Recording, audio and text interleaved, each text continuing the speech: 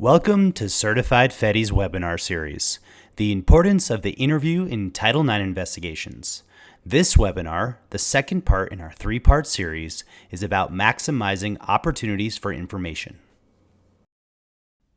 Before we begin this recording and introduce you to our speakers, we would like to provide a link to the Introduction to the FETI Methodology paper, which details the elements of the FETI interviewing methodology if you wish to dive deeper.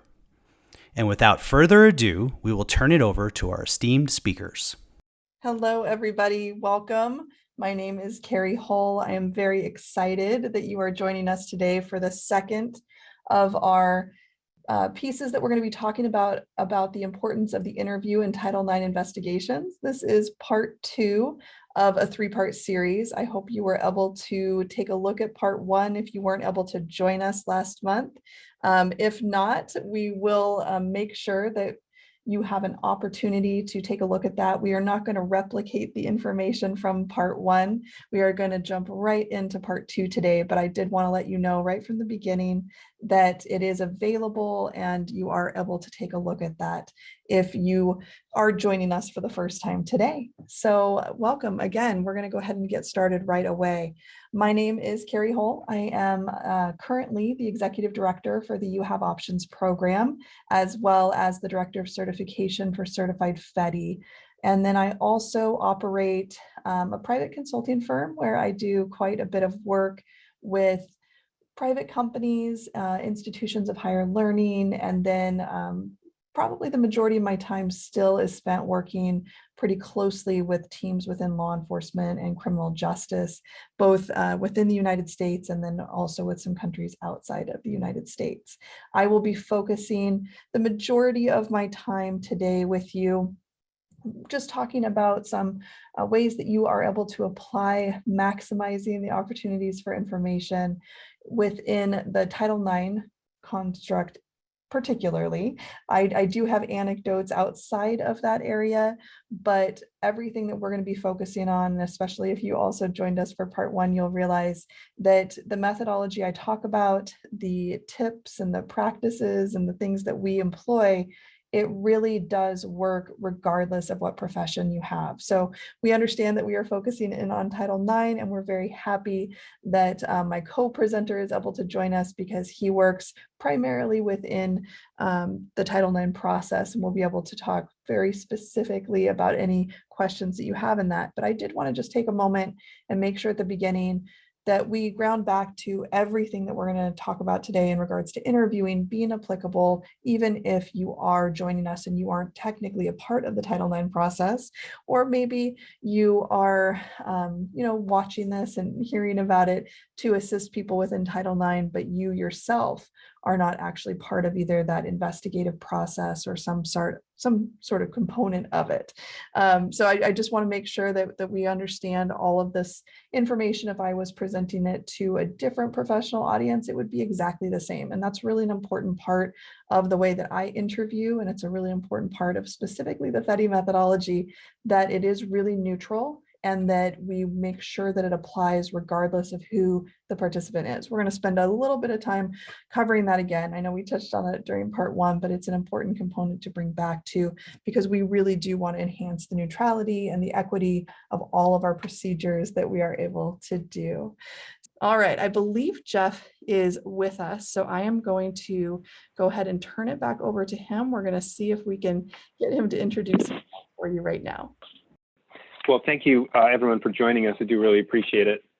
Happy to be here. I work a lot with colleges and universities on issues related to Title IX and the Clery Act, as you can see here, and have had the privilege of working often with Carrie and Certified FETI to be thinking through ways to ensure that the processes we use on our campuses are more trauma-informed, but also to make sure that as we're doing that, we're making sure that we are doing it in a way that is fair to all parties. And that's something that actually was highlighted by the Department of Education just yesterday in some commentary that we'll talk about in a bit. But happy to be here and happy to sort of chime in on Carrie's expert comments as we go along.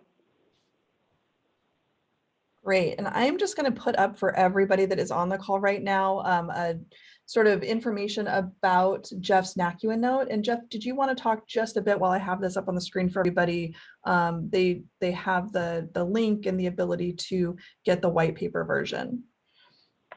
I can. Thank you, Carrie. So I had done enough work with folks who were trying to and succeeding in bringing over trauma-informed methodologies from other modalities like law enforcement, for example, into the higher ed space prior to 2018. And through that, learned that there was a lot that we could gather and do to improve the way that we interview witnesses, which profits our investigations generally on campus. And as a result of that work, wrote this NACCUA Note that you see referenced on the screen. The National Association of College and University Attorneys published that in the spring of 2018.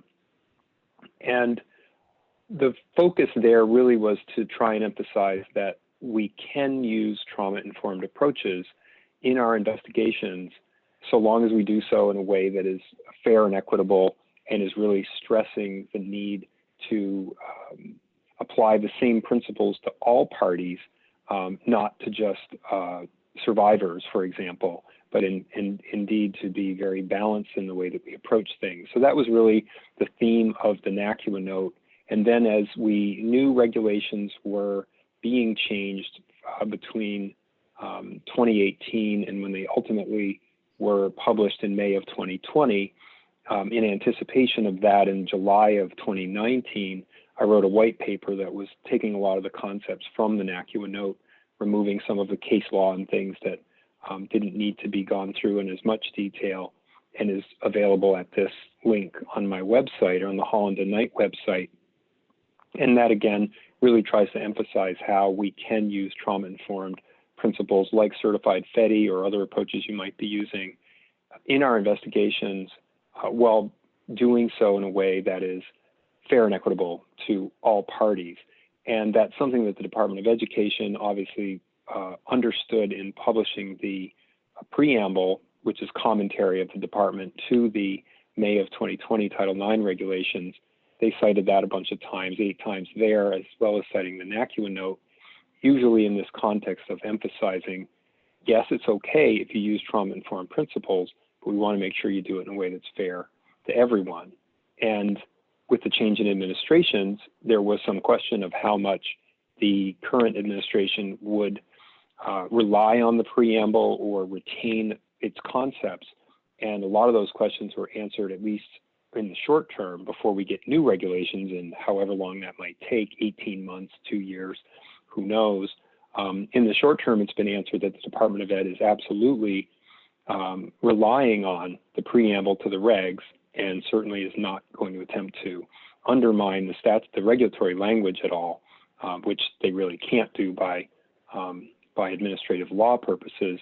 And what they've said yesterday in guidance that came out just yesterday called Questions and Answers on the Title IX regulations on sexual harassment, they cover a range of topics. They cite often to the preamble, rely on it throughout, really don't vary from the basic messaging of the prior administration's analysis of the regulations.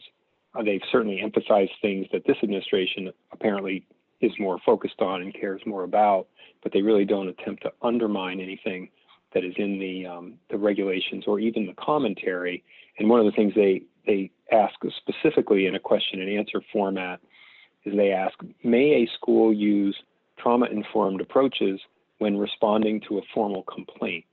And the department's answer, again in this Q&A format, question 28 and answer 28 is yes, a school may use trauma-informed approaches to respond to a formal complaint of sexual harassment.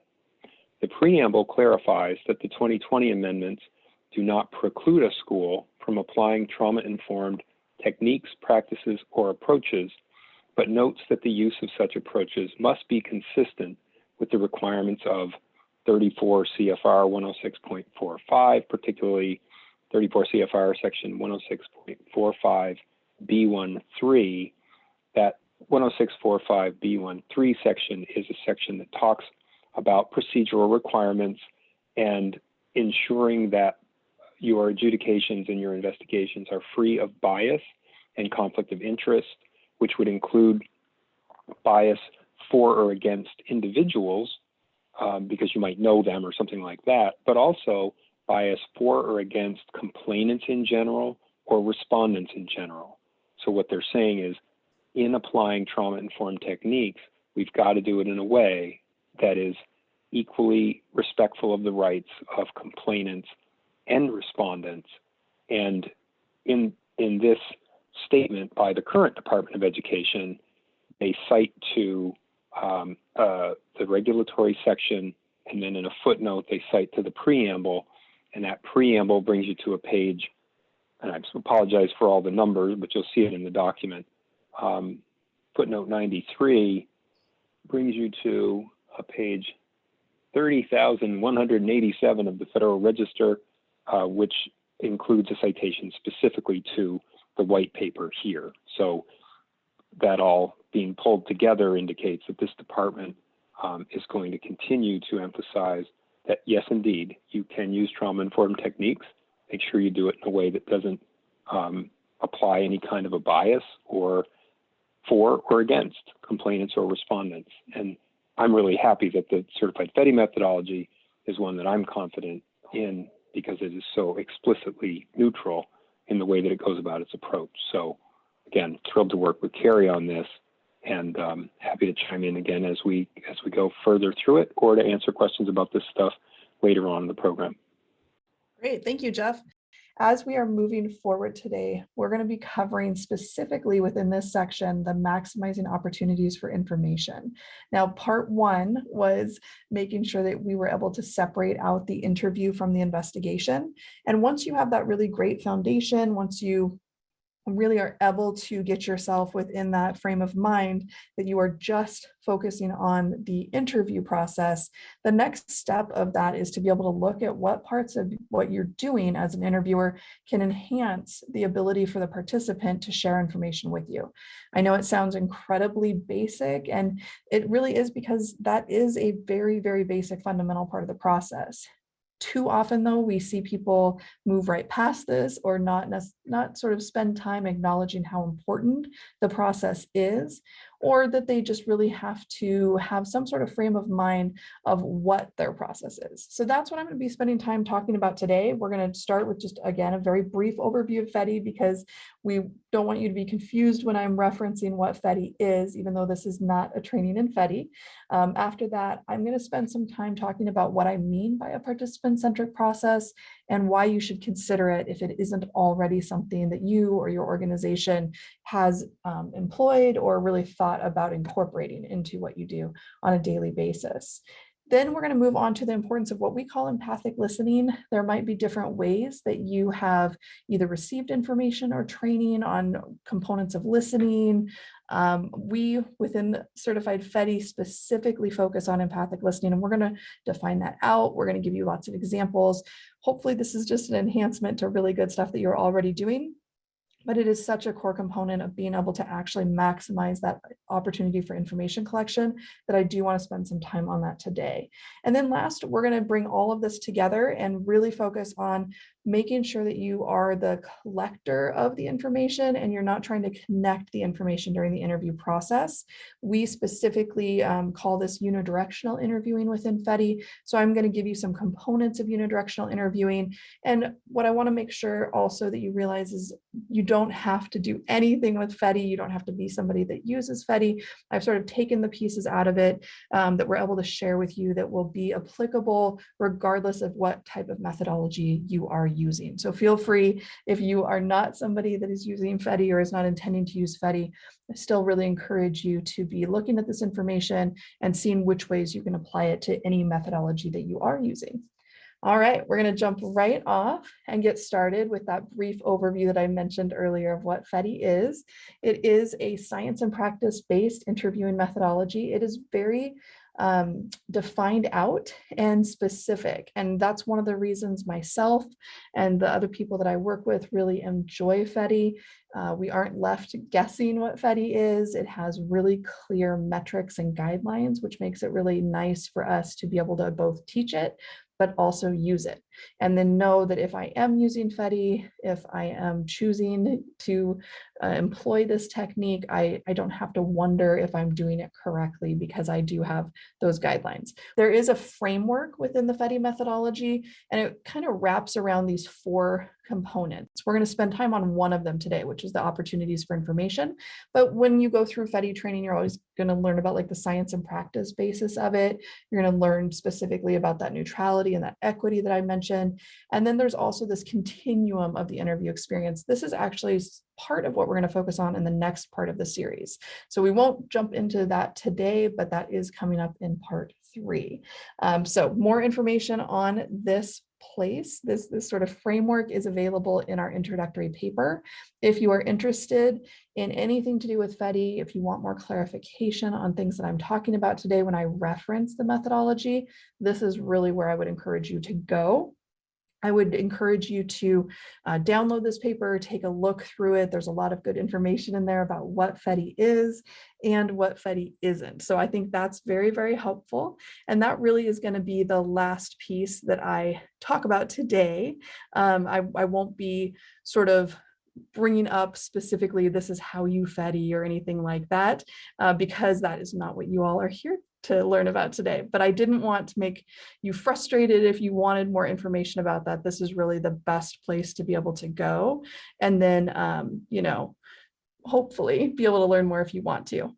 We're going to jump right into what we just were talking about, and it's really going to highlight some of that information Jeff just shared, which is the fact that at least when I'm saying FETI, or when I'm talking about my interviewing style, which you're going to hear a lot about today, so I do want to make sure that you understand my perspective on that, we use one methodology. So this actually tends to be, when I'm working with my higher ed groups, something that is a lot more easily understood, more easily implemented. I don't find that this is actually something many people struggle with within my higher ed sort of clients and work.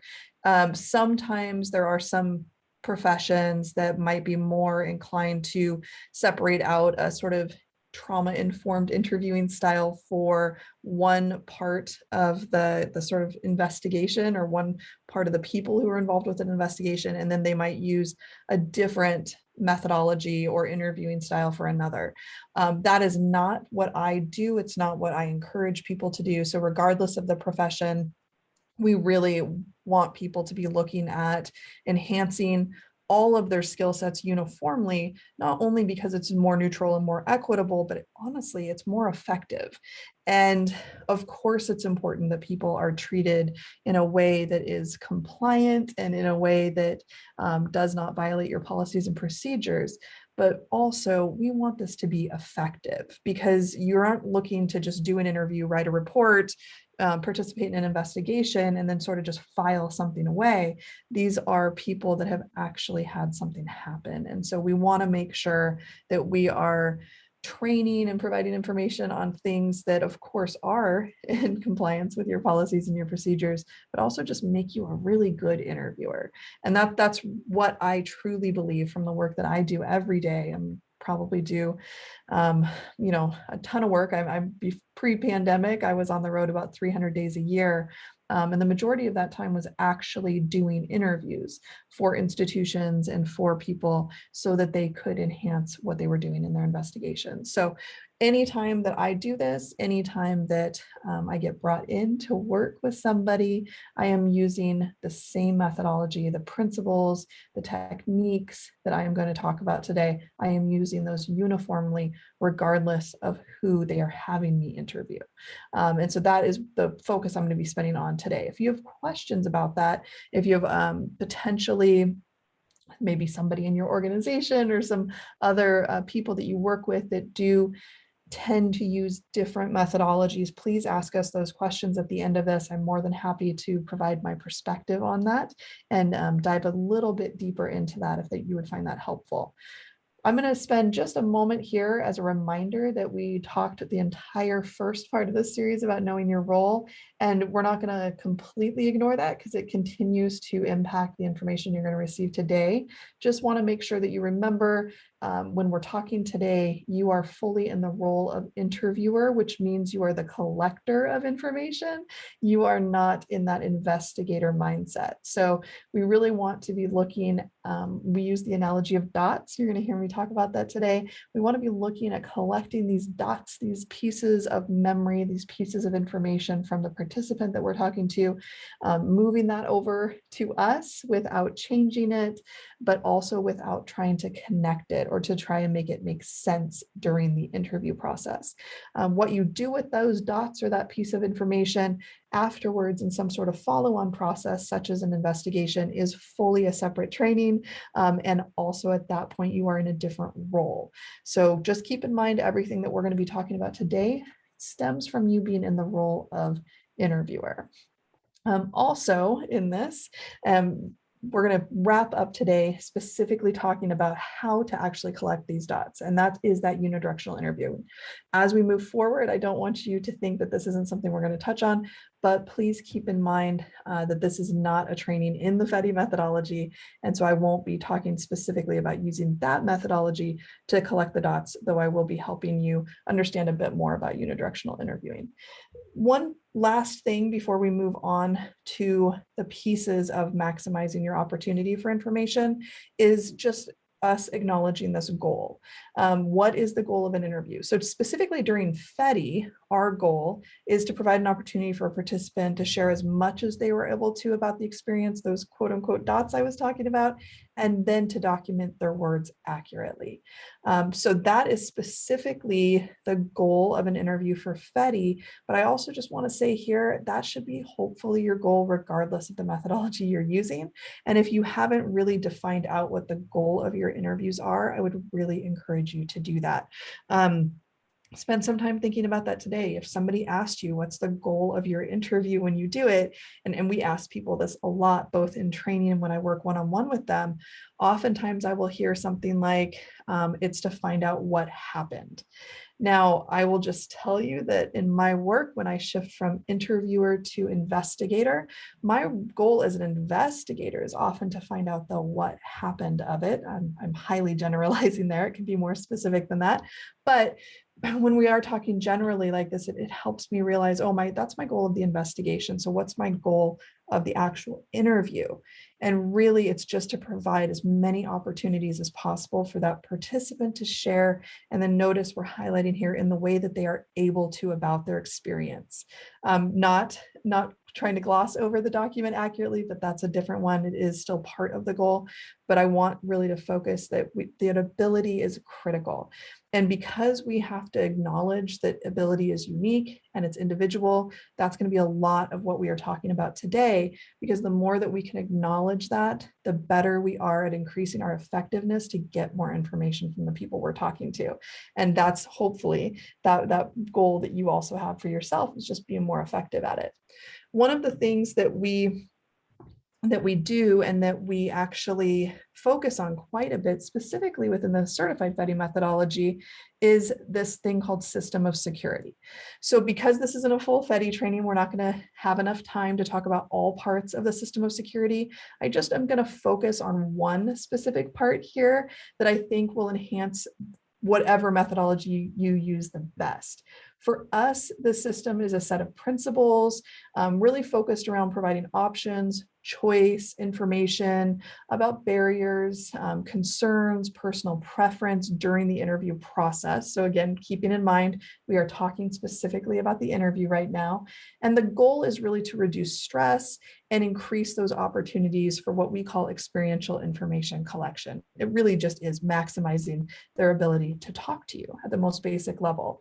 I want to note that we use the term security instead of safety very intentionally. Security for us is often thought of as a process that one takes to ensure safety through concepts. Both terms can mean something different depending on who you are. But for us, and in the development of our methodology, when we were talking with people, there were things that we could do to offer enhanced sort of security, be that personal, be that physical, whatever that was for that individual. And then that helped them feel safe or safer, right? And then individually, that seemed to help to either reduce the anxiety or to potentially open up their ability to share information. So this is strategy. It's also the right, nice human thing to do, but it is also strategic to be able to gather more information, which goes back to that goal that we were just talking about. So every interviewer, regardless of who you are, if you are gathering information at some part of your process, you will absolutely benefit from identifying ways to lessen the anxiety that a participant experiences before, during, and to some extent after an interview as well. We're going to talk more about that in part 3, but this is to your benefit. The more secure that your participant feels, the better you're going to be able to maximize that information that you collect.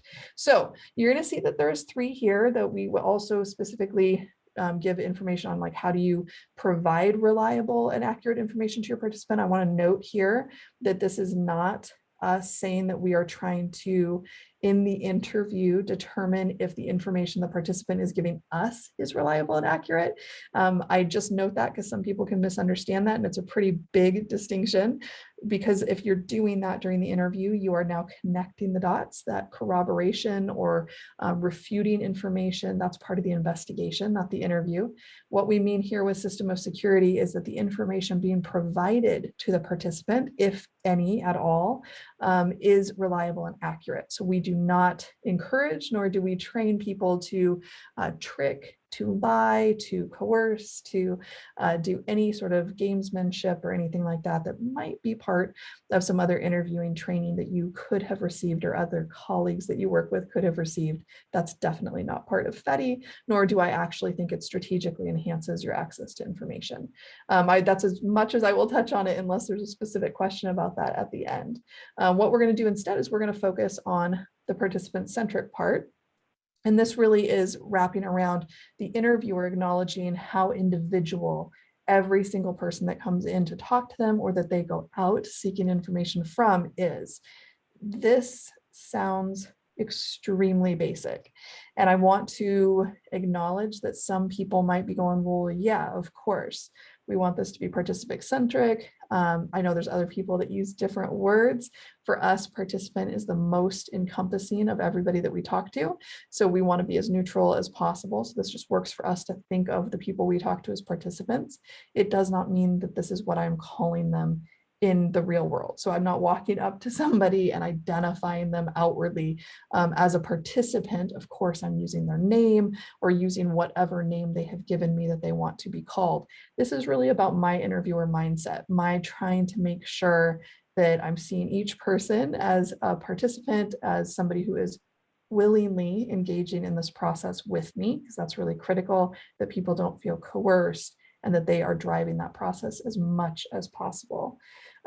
Something else to sort of consider is that by focusing on them as an individual, which, by the way, can be incredibly difficult to do, especially if you have interviewed the person previously. You might have accumulated a lot of background information about them. I absolutely acknowledge the hardest interviews that I've ever conducted have been with participants that I have known personally. I'm not somebody that ever believes it's a great idea to interview somebody that you have a personal relationship with, or even a professional relationship, if there is another opportunity for somebody else to do that interview. And it's because it can be really, really difficult to acknowledge how individual they are, because all of your previous interactions with them come into that sort of interview room with you. So we're going to tease that apart. I'm going to give you some strategies that I employ because I know you might find yourself in that position. And then also, even if you don't have a personal or professional relationship, there's just some other things that can really get in the way of you acknowledging that participant as an individual, particularly around making assumptions. So if we focus down on this, one of the things that I will really encourage you to do is think of your professional work and the people that you interact with. For me, for example, I have to be very careful when I'm conducting interviews with participants who are within law enforcement. Now, I do a lot of interviews with law enforcement, probably, easily hundreds and hundreds of interviews with law enforcement every year. Many times those are interviews where I get brought in because there's some sort of use of force investigation or some sort of process where there has been an on-the-job incident. For me, I have to be careful because my previous work in that field has provided me with experiences that I could incorrectly use to make assumptions about the experience that they're describing to me. I have to be really, really careful not to assume that I know what someone is describing if I have been involved in a similar circumstance. And that is much harder than it sounds, by the way. So making this relevant to those of you, within institutions of higher learning, oftentimes, not all the time, but oftentimes, you are going to be getting participants coming forward and reporting information or being interviewed about something someone else has reported, and they're going to sound really similar, right? The incidents tend to sound similar. Every once in a while, you get one that's new, that has different facts that might be new to you, but the vast majority of the teams that I work with, I mean, if I ask them to give me their 5 incidents or their 5 types of investigations that they tend to work, it's pretty uniform. We tend to hear the same thing. What happens with that, though, is that you start to bring in like these assumptions about that, not only about the participants, but also just your history with those types of incidents being reported. When I first began interviewing and I kind of started getting exposed to this mindset or this thought process, I did not believe that this was an issue or nearly as important as I do today. I just kind of heard it, I acknowledged it, I thought, oh yeah, that's a thing, I'm fine with that. What I now know and what I wish that I had known earlier, because I would have been much better at my job, was how critical and how foundational this idea is to be able to acknowledge all the pieces that you bring with you into an interview room that get in the way of maximizing those opportunities for information. So this really comes down to your experience versus their experience. And then making sure that you actually acknowledge those are 2 different things and do the best that you can to come up with strategies to keep your experience out of the interview room completely. And there's things we're going to talk about, very specific tips that have helped me over the years to get much better about this. So for instance, before I understood that this was something I needed to do, I absolutely would miss information because I believed I knew what the participant was describing. And I see this time and time again when I get asked to evaluate interviews, especially if it's a team I've worked with for a while. And I'm looking at maybe a series of interviews that have happened for some sort of investigation where multiple people, maybe we're doing 30, 40 interviews in this whole investigation. And what's interesting, you can see when you start evaluating something like that, is not only is it interesting looking at the questions that were asked, it actually becomes really interesting seeing the trends of the questions that aren't asked. And oftentimes when we start to really look at this and to really dissect it in order to be great and enhance their skill sets, you start seeing that terms and words or sort of locations even, they get introduced into the interview by the participant, and then there's no follow-up to it. I'm going to give you a very specific example of this, but I just want you to be thinking about that scenario, that happening in your own work. This idea that somebody might, I'm going to let you know, like one of the last ones that I saw was there was a quad within this campus, and there's sort of these very clear physical structures within this quad. And this became really relevant to the incident that was being investigated. And almost all the interviews, I'm going to sanitize this, I'm not going to say what the actual thing was, but all of the participants mentioned some of these structures within this quad, this physical environment during their interview. And we probably ended up doing, easily over 20 interviews because of the nature of this investigation. And not one interview that was conducted asked for any clarification about the environment, like the quad, the structures. And again, these were actually really, really relevant to trying to determine the what happened, the quote unquote, what happened of it.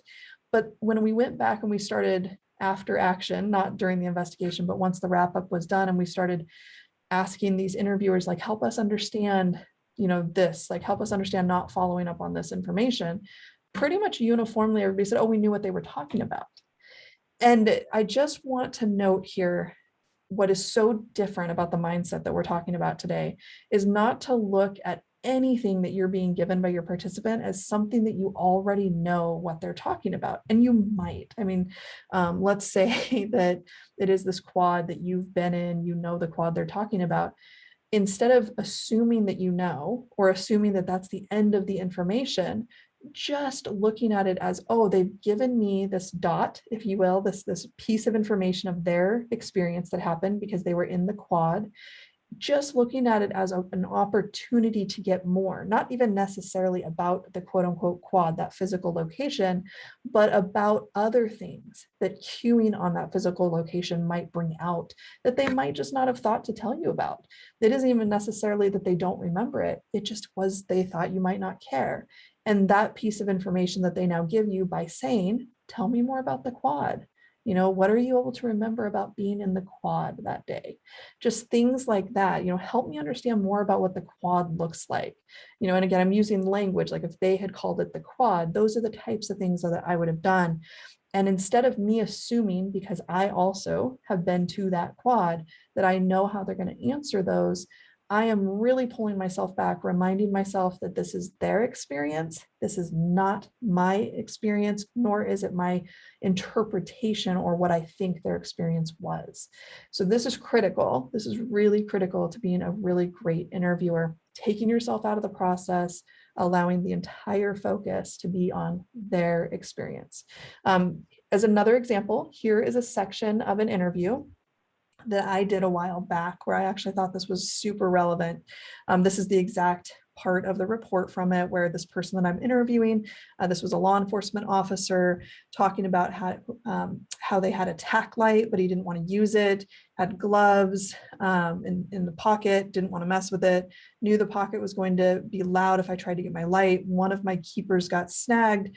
I just kept my foot on the wall, just kind of, you know, was there till I could feel him tap my shoulder. Now, the reason I'm using this specific section of this interview with this webinar is because this is a very law enforcement centric disclosure. Like this information, if you are an officer or you have time spent around people who are officers, there's a lot of words in this that you are going to recognize and you're not going to have to think that hard about, right?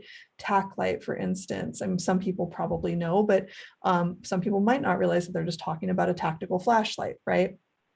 Keepers, people who have not been officers aren't going to understand when somebody says one of my keepers got snagged, or probably wouldn't understand that that is, you know, one of the things that keeps the inner and the outer belt together with all the equipment that officers tend to carry around their waist.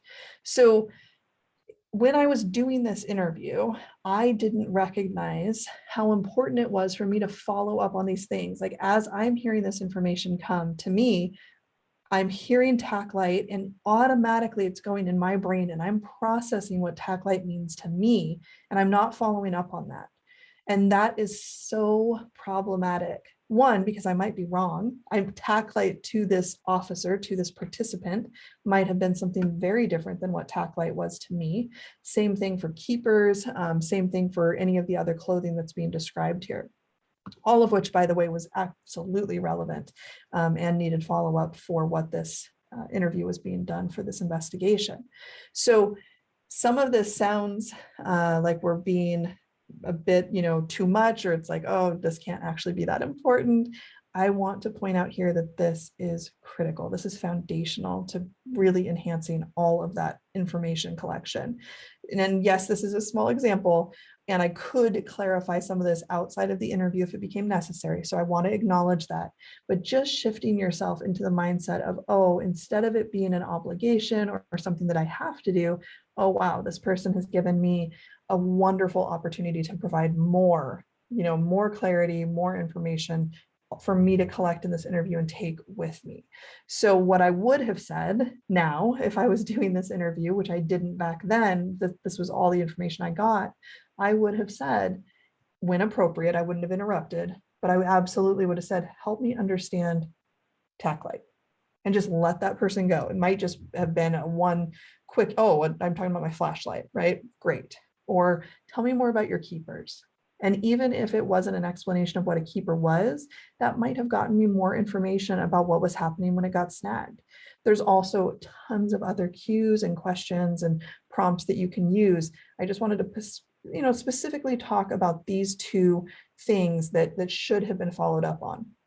One other thing to just highlight is it's not only about me understanding, it is also about making sure that other people who were to either read my report of that interview or watch the video of that interview, they probably don't have the same experiences that I had and may absolutely have no understanding of what a tack light or a keeper is. So it's not only for clarity for me, for more information for me as the interviewer, I also need to be acknowledging that my job, my professional responsibility is to provide more information and clarity and accuracy for anybody else who is going to use the information that I collect. That has really helped me get out of my own way, not make it about me, and allows me to make sure, okay, only focused on this person as the individual. So, I mentioned the brain-based cues. That is specifically a FETI thing. If you aren't using FETI, just insert question, cue, prompt, whatever makes you happy. But really what I want you to focus on is this idea of shifting your mindset. The mindset that you go into, the information that you collect is going to be enhanced with that mindset shifting from feeling like it's an obligation to instead having it be an opportunity. This is really, really incredible to be able to do that. And me realizing that has been quite the game changer, and really helped me to sort of go into these as wonderful opportunities to enhance a follow-on process for an investigation. I'm just going to pause and see if Jeff has anything on this before I go on. A couple things, Carrie, and thank you for that. Just as I contextualize the observations that you're making to the Title IX investigation context, or for the interviews that we're going to do for those investigations, it makes me think of a couple of pieces in the regulations that we're now working under that are really implicated by what you're saying. One is, or I guess, what is the regulations, and one is just our practice day to day in doing these interviews. One is a mandate that we avoid prejudgment of the facts at issue, that people that are doing interviews, being investigators, or even being hearing officers and other decision makers are required by the regulations to avoid prejudgment of the facts at issue, in addition to avoiding conflicts of interest and bias. And conflicts of interest and bias, I talked about previously, and that trauma-informed allowance that the department is emphasizing was in that context. And those are relatively easy to understand. I don't think that the department has explicated what it means so much by prejudgment of the facts at issue. And I don't think that it's nearly on the level of nuance that Carrie is sharing with us. But I do think that if we were to apply what Carrie is saying around really analyzing yourself and the information that you bring to the table as an interviewer, and checking yourself and pushing further on asking participants, tell me more about things that I might think I know what you're talking about, instead asking them to share it to get the information, but also to get the information that might surround it and bring other pieces of their experience into focus, is a terrific approach. And you know that if you're doing anything at a level as nuanced as what Carrie is suggesting, you're easily complying with a regulatory mandate that says avoid prejudgment of the facts at issue, which probably was written to say don't go into an investigation thinking, that complainants tend to exaggerate one thing, or respondents tend to minimize another thing, or that respondents are typically right on this, or complainants are wrong or right on that. That's sort of the gross level, sort of more non-nuanced version of this. But if you're doing it at a level that Carrie's talking about, where you're really analyzing the work that you're doing and internalizing it and using it eventually without a whole lot of analysis, because it's become part of how you approach these things, you're easily going to be satisfying those mandates of not prejudging the facts at issue. The other thing I just wanted to note, when we are avoiding assuming what someone is saying because we think we are understanding what they're saying. We also can do a much better job with our interviews when it comes to investigating, for example, a sexual assault report, because if we don't assume what certain slang might mean, or we are willing to ask follow-up questions about sexual contact that people are describing, and we're not too sort of skittish, or think, well, it would probably be better for everyone, including, without saying it out loud, me, if I were just to assume I know what the person means by that sexual slang without asking them to tell me more. Well, that might be human nature, but that's not our job as investigators. And it's better to ask those additional questions so that we're clear on what people are saying when they're using slang, for example, because it could have a great deal of influence on your ultimate investigation in a case, but also so that the information that's around what they're saying is something that gets shared with us that can result in a lot more follow-up and nuance. And when we have cases that are so often based on the experiences of two or more people who might be involved in a sexual incident, a contact incident, having that extra detail is always going to be more helpful when you get to the investigation phase. So thank you for emphasizing that, Carrie. Absolutely. Yes to all of that. And I want to just also highlight that even outside of the higher ed or the Title IX sort of process, I see this being really helpful, this idea of using, every opportunity to have somebody help you understand, or to giving them, an opportunity to explain. I just haven't yet seen a time where that's been looked upon badly. So while of course you need to keep in mind everything Jeff is saying about process and policy and, all of these requirements, this just also works, and that effectiveness we were talking about. But it also, when you document this accurately, when you are being really intentional about, yes, this is what I asked, and this person had an opportunity to share that with me, and this person had the same opportunity as every other person that I talked to in this overall investigation. I think anybody looking at that later, at least in my experience, that has been really, really helpful. Yes, I spend a lot more time in pretrial motions within the criminal justice process than I do within like the higher ed process, but they tend to be sort of similar explorations of allowing people opportunities to be able to share and not making those assumptions that Jeff was talking about. So I just have yet to find anybody come up with a truly legitimate reason not to do this, other than they might get really honest with me once I'm working with them for some time about, this just takes a lot of time, or I don't have enough time to do that, or there's some version of I'm just really too busy. That tends to be the sort of ultimate pushback. And sort of, I acknowledge that. I mean, I don't want to minimize complicated jobs, because these are really complicated things that you all are being asked to do. But, and this isn't going to make everybody happy when I say this, complicated things require really intentional, well thought out responses. And that often means that you do need to put extra work into it, extra time into it, if you want to enhance the effectiveness of it. Again, that doesn't necessarily make people happy, but it is the honest response to that. Sometimes though, I will also say this can be a lot quicker. You might be using more time in the initial part of your quote unquote investigation to do more thorough, more exploratory interviews.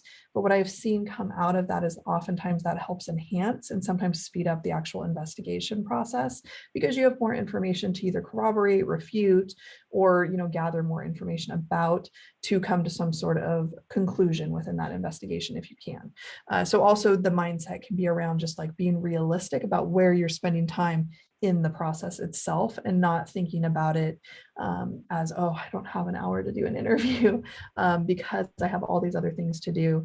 Just seeing it was, an opportunity rather than the obligation like we have here. Okay, so moving on, just bringing it back as the system of security, we're going to focus just on that individuality. I wanted to at least talk for a moment about this idea of putting people into groups.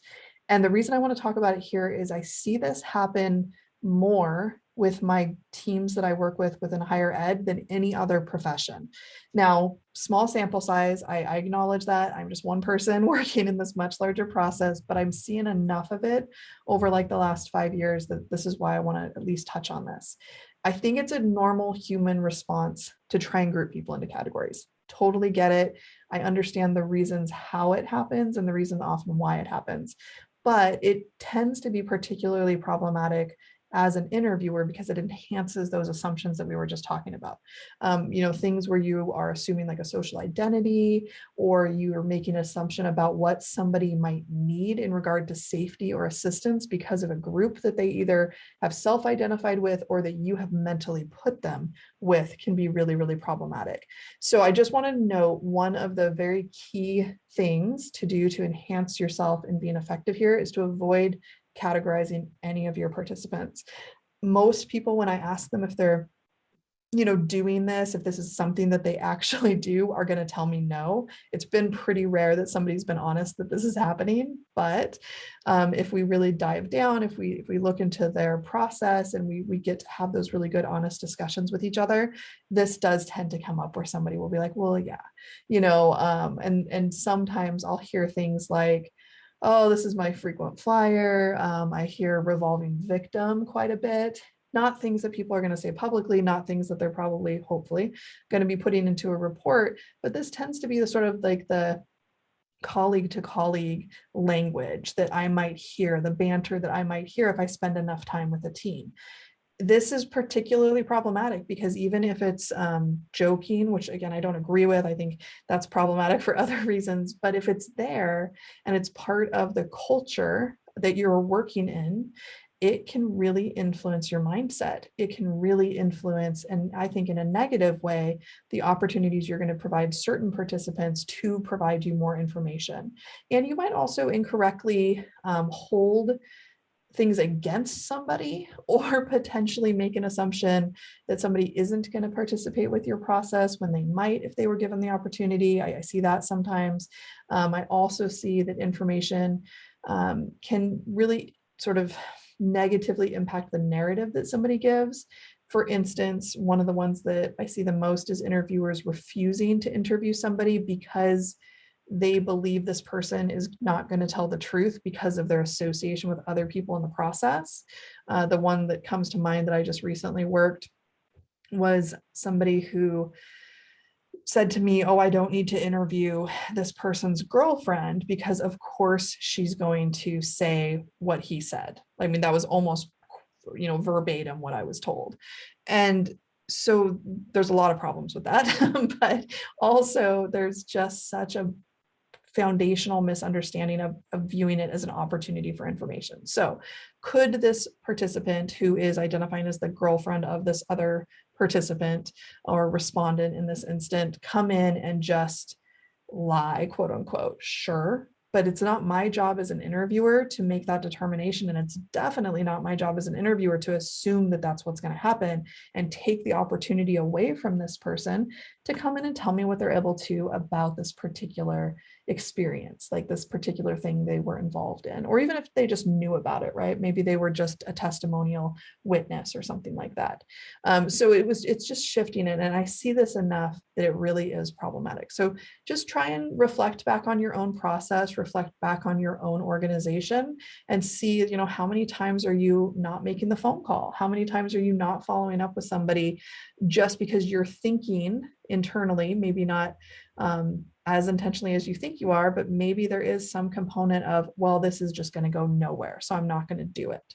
And try and move yourself into, well, this is great because at least if somebody's talking to me, there's a chance that I might be gathering more information for my next follow-on process. The reality is you're going to naturally associate people and you're naturally going to make assumptions with the information that you have available about the people that are part of your investigations. It just means that you have to be really aware and take steps to minimize the impact that this has, because it's going to increase your bias, your stereotyping. Obviously all of that stuff is going to be problematic. One strategy that I use that I'm just going to briefly talk about because I find it incredibly effective for me personally is to actually do visualization before you go into an interview. I call this bulldozing. Lots of people that I work with use some other analogy. So you do what works for you if you think this is going to be helpful. But I actually mentally, every single time before I go into an interview, I acknowledge the information, not like out loud. I don't stand there and say it out loud, but internally in my mind, I take just a couple minutes and I acknowledge what I think I know about what the person is going to say. And this has been really helpful because I can't hide at that point as easily about the assumptions that I've made or maybe some of my own bias. And it happens as much as I try for it not to happen, it's there.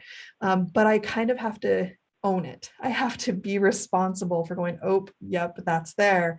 And it might be that I read a police report. It might be that I got brought in and maybe this is something I saw on the news. It might be that the person who picked me up from the airport gave me a whole rundown of the case.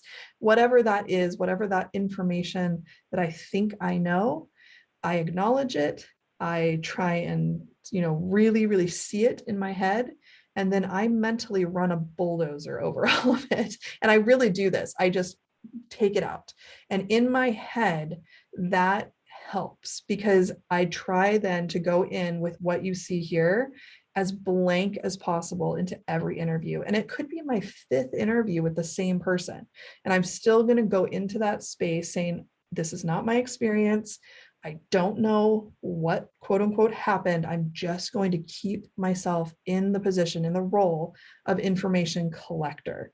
And if I don't have all that other stuff that's in the way that I already think I know, I'm so much more likely to do tell me more about, right? Even if it's something that they might have shared a little bit of information about in a previous interview, I'm not having them retell me to assess credibility or to see like the veracity of what they're telling me. I mean, that is 100% a bad strategy. What I'm doing is I'm just looking at, oh, they might have more today to tell me about. Like their ability to talk today might be different than their ability when I talked to them a couple of days ago, or whatever version of that you have. And this helps to go in. Some people will say that they go in with a blank slate. Some people will, have different sort of almost meditative strategies for doing this. But I will just tell you the best interviewers that I know in the entire world do this intentionally before every single interview. And it can be really quick. I mean, this is something I might do in 20 seconds, maybe a minute, depending on what the situation is. But it is something that now is a very, very clear practice for me because I don't want my assumptions, my bias to get in the way of what that participant is going to be able to share with me when they're in the room. By doing that, by bulldozing, if you will, what I think I know, I actually make it easier to see that person as an individual. I'm not assigning the groups to them. I'm not categorizing them. And what's been really sort of great to see over the years is I do a better job about offering choice and options because I have that more sort of blank foundation for them that's available to everybody, complainant, respondent, witness, whatever that is in your process. Everybody gets the same choice and options now. And that's not just something I say to be compliant, which to be fair, I used to be less sort of skilled at. Yes, everybody would say, oh, of course I do what's required by the regulations, and I'm providing accommodations uniformly to everybody a part of the process. But if I'm really being honest and looking back at my process, that wasn't true, because sometimes I might not have even offered engagement on a certain choice or option because I had already made some determination in my mind that they wouldn't even be interested in it. Now, thankfully for me, that's years and years ago. And I was way more working in criminal justice only at that point. I think it's just as important in criminal justice as it is in higher ed to be doing that. Now, you all have way more regulations and requirements to do that than my criminal justice counterparts, but I do believe it is really critical. And by doing everything we've already talked about today, you're going to do a better job at this. Again, not just for the regulatory aspect, but for the effectiveness of it. What's really nice is once I do this, even really small decisions, such as whether, like a really small one, whether someone wants to take the stairs or an elevator. that alone is something I never kind of considered before I started acknowledging that I know nothing about the participants that I'm working with. And I now offer things like that to everybody. If I'm walking into a building with somebody, it's all wrapped around, and this is some stuff we talk more about in system of security, totally. But what I will just say here is, for instance, I might say, would it be okay with you if we went upstairs to the second floor where the interview rooms are? Instead of saying, oh, okay, we're going to go upstairs to where the interview rooms are. So one is I'm asking for permission. I'm opening up a dialogue where I can provide more information if they want it. I'm not assuming they want it, but I'm also not giving them just a directive. So I'm right from the beginning, I'm explaining, that they have options, they have choice in this, and I'm doing it uniformly to everybody. It doesn't cost me anything. It takes very little time. And for instance, if I can get to the second floor using an elevator or the stairs, I'm not assuming based on the person in any way, shape, or form that they prefer one or the other. I'm just going to give them the choice. Which would you prefer to go, stairs or elevator? And then I just let them opt into it. Of course, there's situational things that might change that exact example that I give you, but I just want you to be thinking about it. It can be something as small as the stairs or an elevator.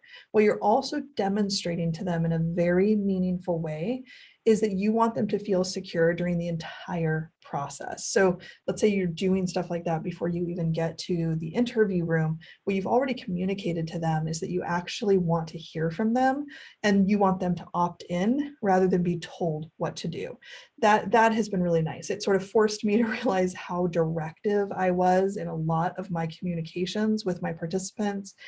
Some of this is sort of profession specific. I do find the people who came from criminal justice or from prosecutorial jobs, I'm generalizing here, but they tend to be more directive when I work with them and within the higher ed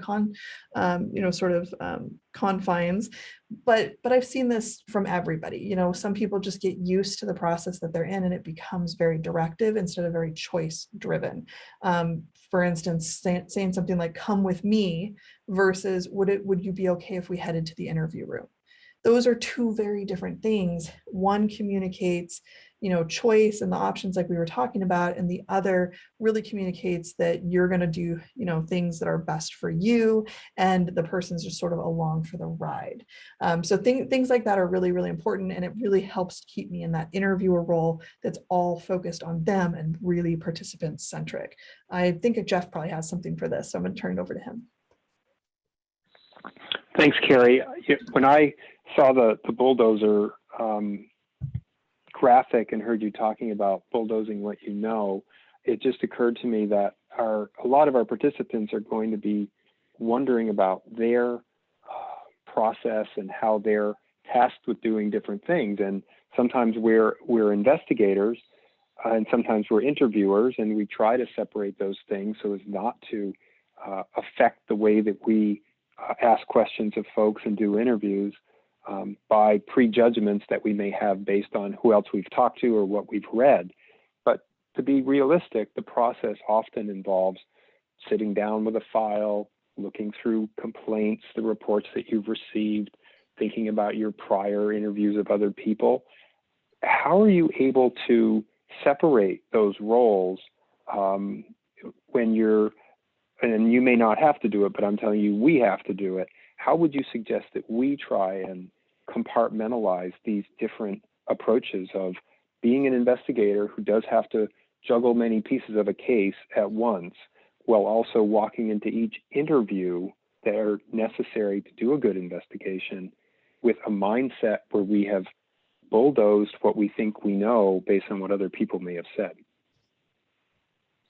Yeah, it's a great question, and it's one I get a lot.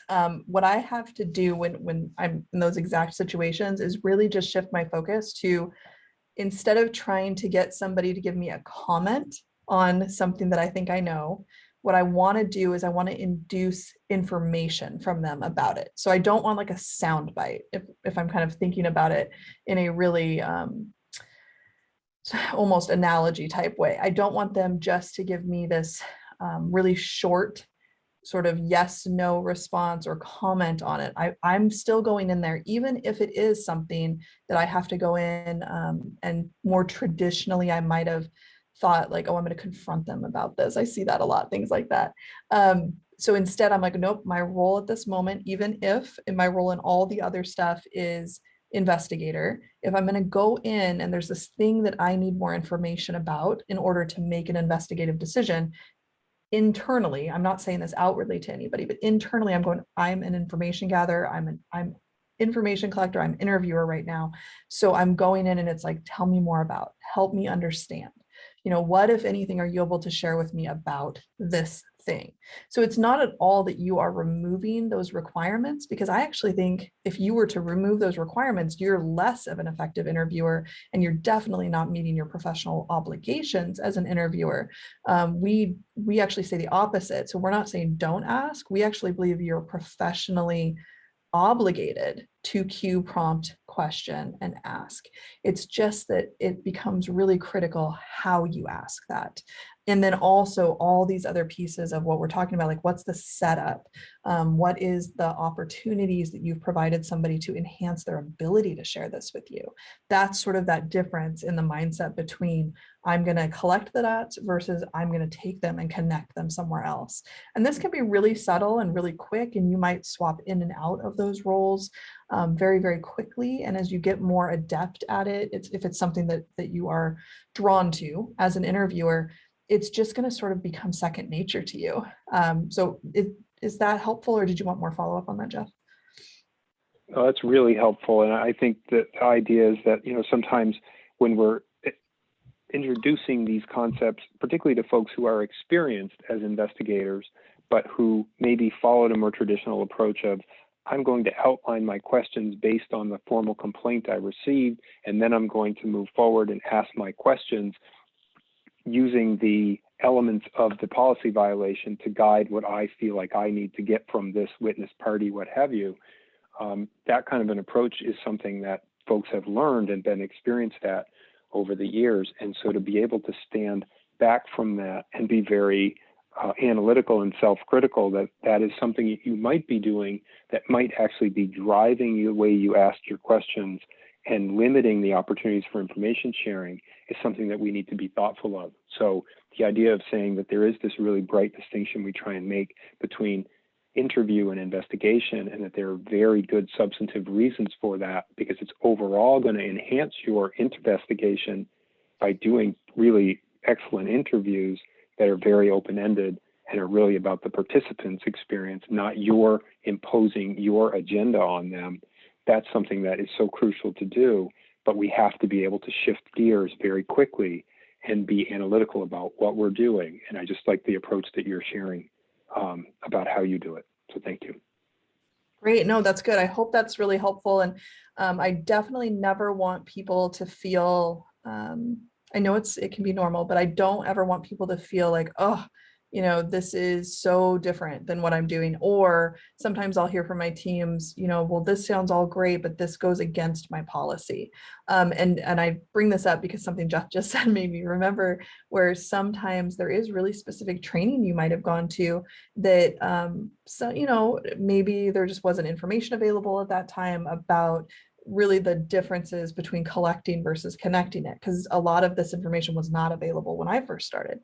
So try and look at it as an enhancement to what you're already doing versus a complete change of what you're already doing. That took me a lot longer than it should have. By the way, when I first learned about this, I felt very attacked personally. I'm just saying me. I'm not thrilled to admit that, but if I'm honest, that's what happened.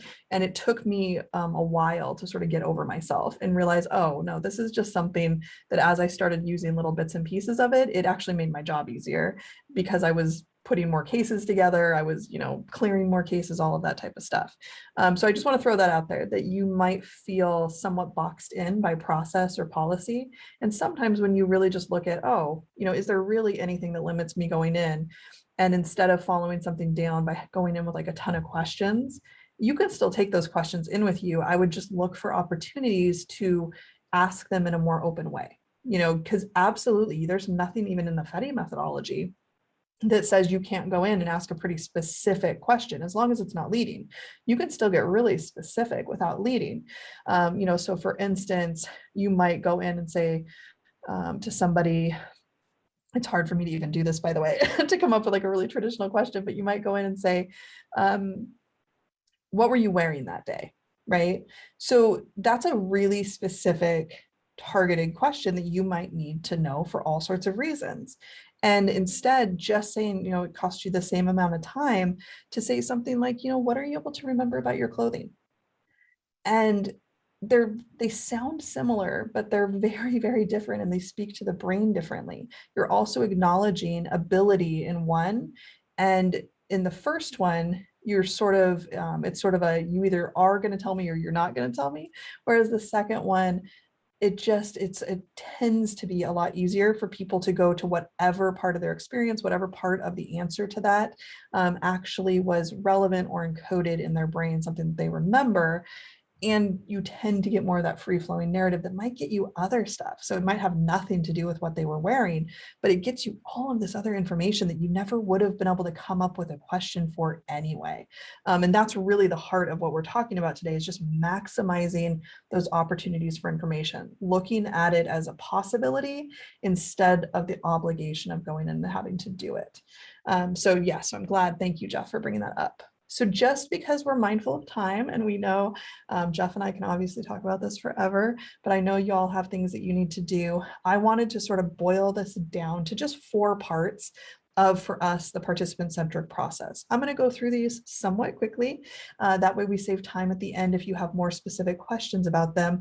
And they also are all things that I've chosen that are pretty basic. So my hope is that you are already doing these, and this can just be something that causes you to really reflect on it, maybe become more intentional about a process you're already participating in. And they're also things that, no matter what methodology you're using, they're very relevant to what you're doing. So briefly, we're gonna cover 4 areas: location, time and date, who the actual interviewer is, and support people. We'll sort of break this down. First one, location. I realize that you might not have a ton of control about where you do your interviews, but my people that I work with within higher ed tend to have a more uniform location that they're interviewing about than almost any other interviewers I work with. I know that's not 100% of the time, and oftentimes you're doing things on the phone, especially in the environment we're working now. There's a lot of virtual stuff that's happening, so I acknowledge that. Just for time, we're going to talk about physical for a moment. Please get in touch with me. We also have lots of information within the FETI trainings about virtual interviewing, things like that. So there's more information you can get if you want to enhance some of those other options other than physical. But specifically for this, when I go in and I'm working with a team, I ask them to, take me through a process, help me sit down, take me where you would, just like any other participant. And then I tend to spend, if I have the ability, sometimes 3 or 4 days just observing. Like, I'll just watch when they bring a participant in, how are they bringing them into the room? What rooms are they bringing them to? Like, what is the seating setup? Because all of these things actually enhance your opportunity for information collection when you do things that help a person maybe decrease their stress, hopefully decrease their anxiety. And these are real for almost all of your participants. I am by no means saying that everybody that comes to talk to you feels anxious, stressed out, whatever version of word you want to use for that. But we have talked to so many participants across so many different professions, and the common thread that we hear from almost all of them, not 100%, but almost all, is that it was stressful. Like, they'll use a word like stressful, anxious, nervous. I mean, those tend to be the top 3. What's particularly interesting is that I am talking not only on my participants with real world interviews.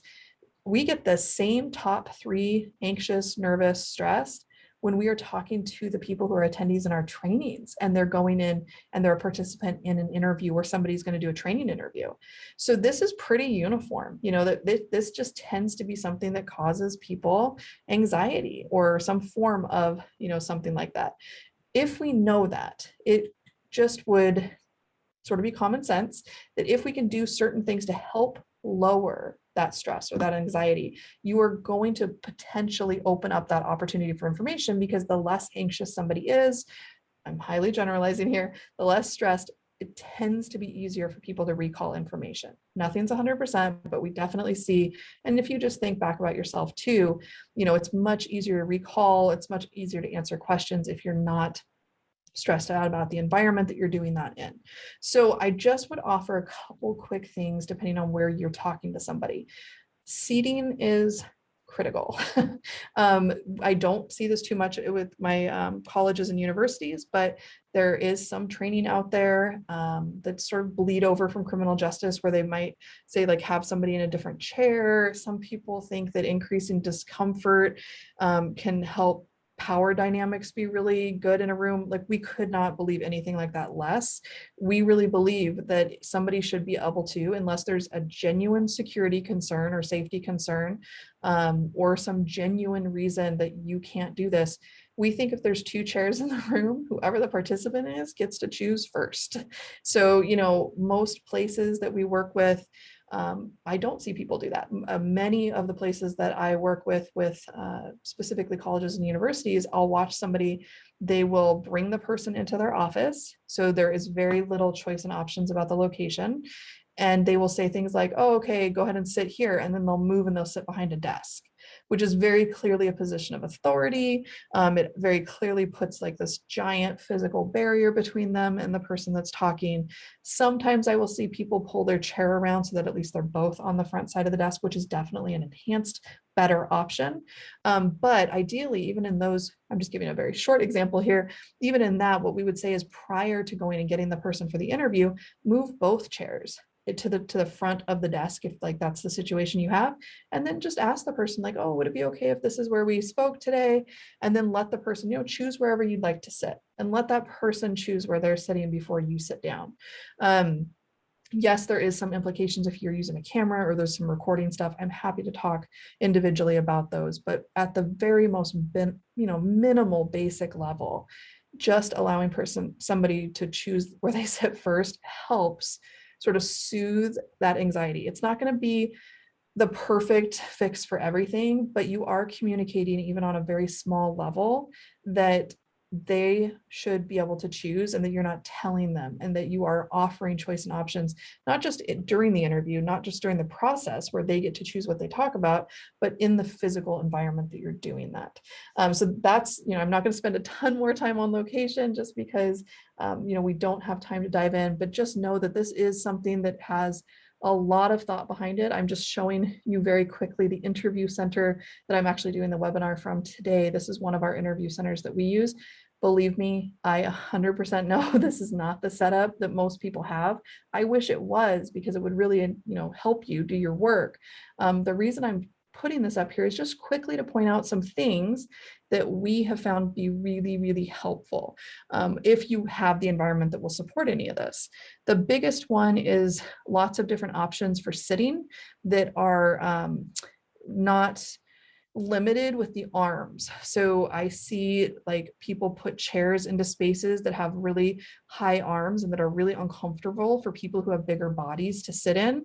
And that can, if you're somebody that's nervous about that anyway, that you've just skyrocketed their anxiety, and they potentially are also physically uncomfortable. So we try to have a lot of really open chairs. We won't tend to go smaller than a love seat.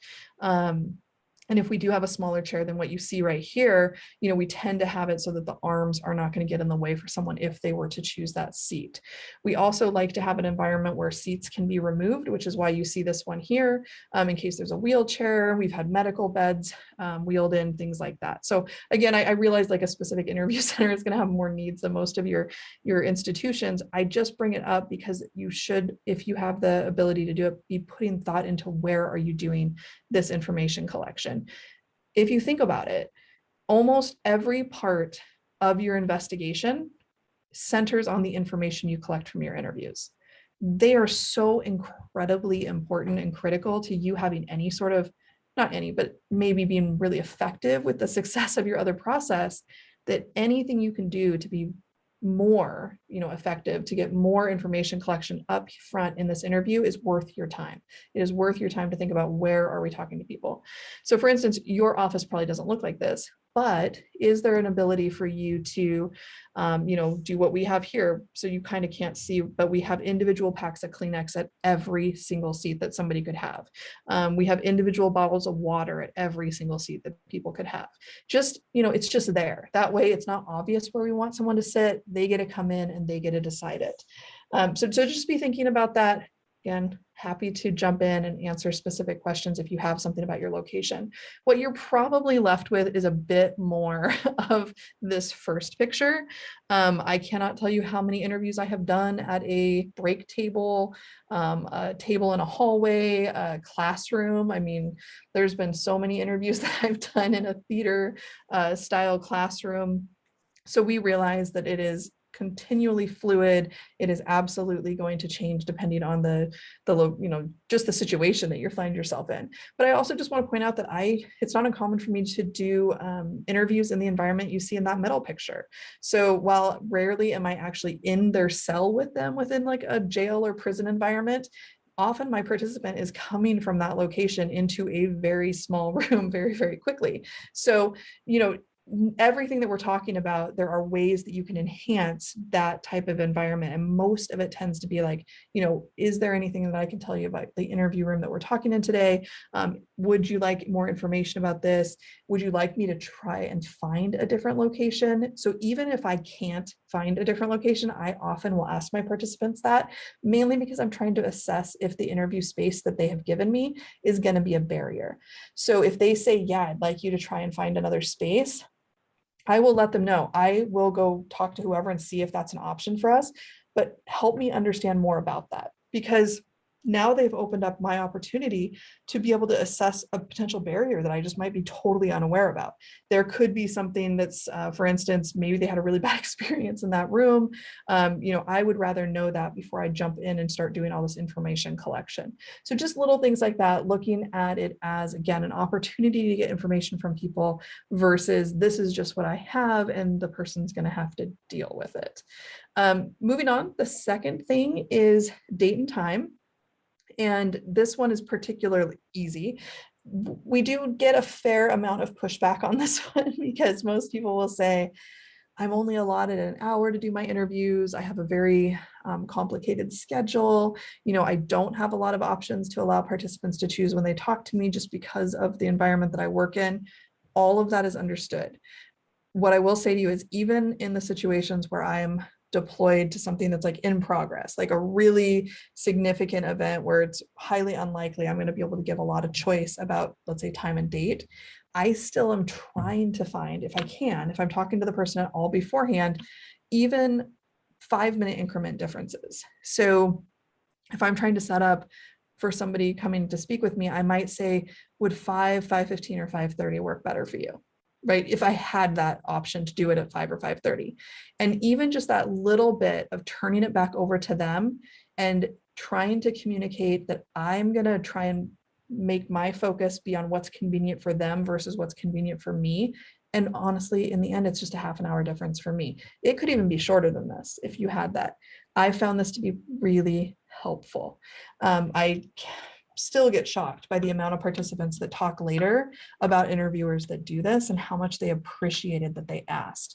The other reason I do this is it tends to get me barrier information about like childcare issues or things that they might have to leave the interview for, or things that might keep their focus on something outside of the interview versus the experience that they're there to share. So this is a great way to assess that, to maximize hopefully the information they're able to give you in the interview. Understood though, you might not be able to do this, so I just want to throw it out as an option for you. The interviewer. So I know Jeff has a little bit of information he wants to share on this. So before I turn it over to him, I just want to note that at least for me and within like the FETI methodology, we try as much as we can to acknowledge that me as the interviewer is not going to be right for everybody. And so if you have the opportunity to check in with somebody and just, say things like, help me understand any thoughts that you have about me, doing this interview today. This may not be an appropriate question all the time. I just want to throw it out there that to try and assess somehow if there is going to be some sort of barrier is going to be better for you than learning after the interview or during the interview that they have a really big problem with you doing the interview. If they do, and I don't see this the most, but it does happen occasionally, it is very likely it's going to decrease the amount of information they're going to be willing or able to share with you. So what I want to be clear on, though, is that we do not encourage you saying things like, would you like a male or a female interviewer? Because that is incredibly assumptive about gender being anything that they're focused on. So trying to make it more open to just like, what if anything would you like us to know about the right person to do your interview, or something like that. I mean, this is very situationally dependent, but I definitely do not try and make this gendered from the start. However, there are certain people that might be coming to you with some assumptions in their own mind about, I don't want a male interviewer, I don't want a female interviewer, or I don't want an interviewer that's associated with the university or something like that. It can be really helpful to learn more about that.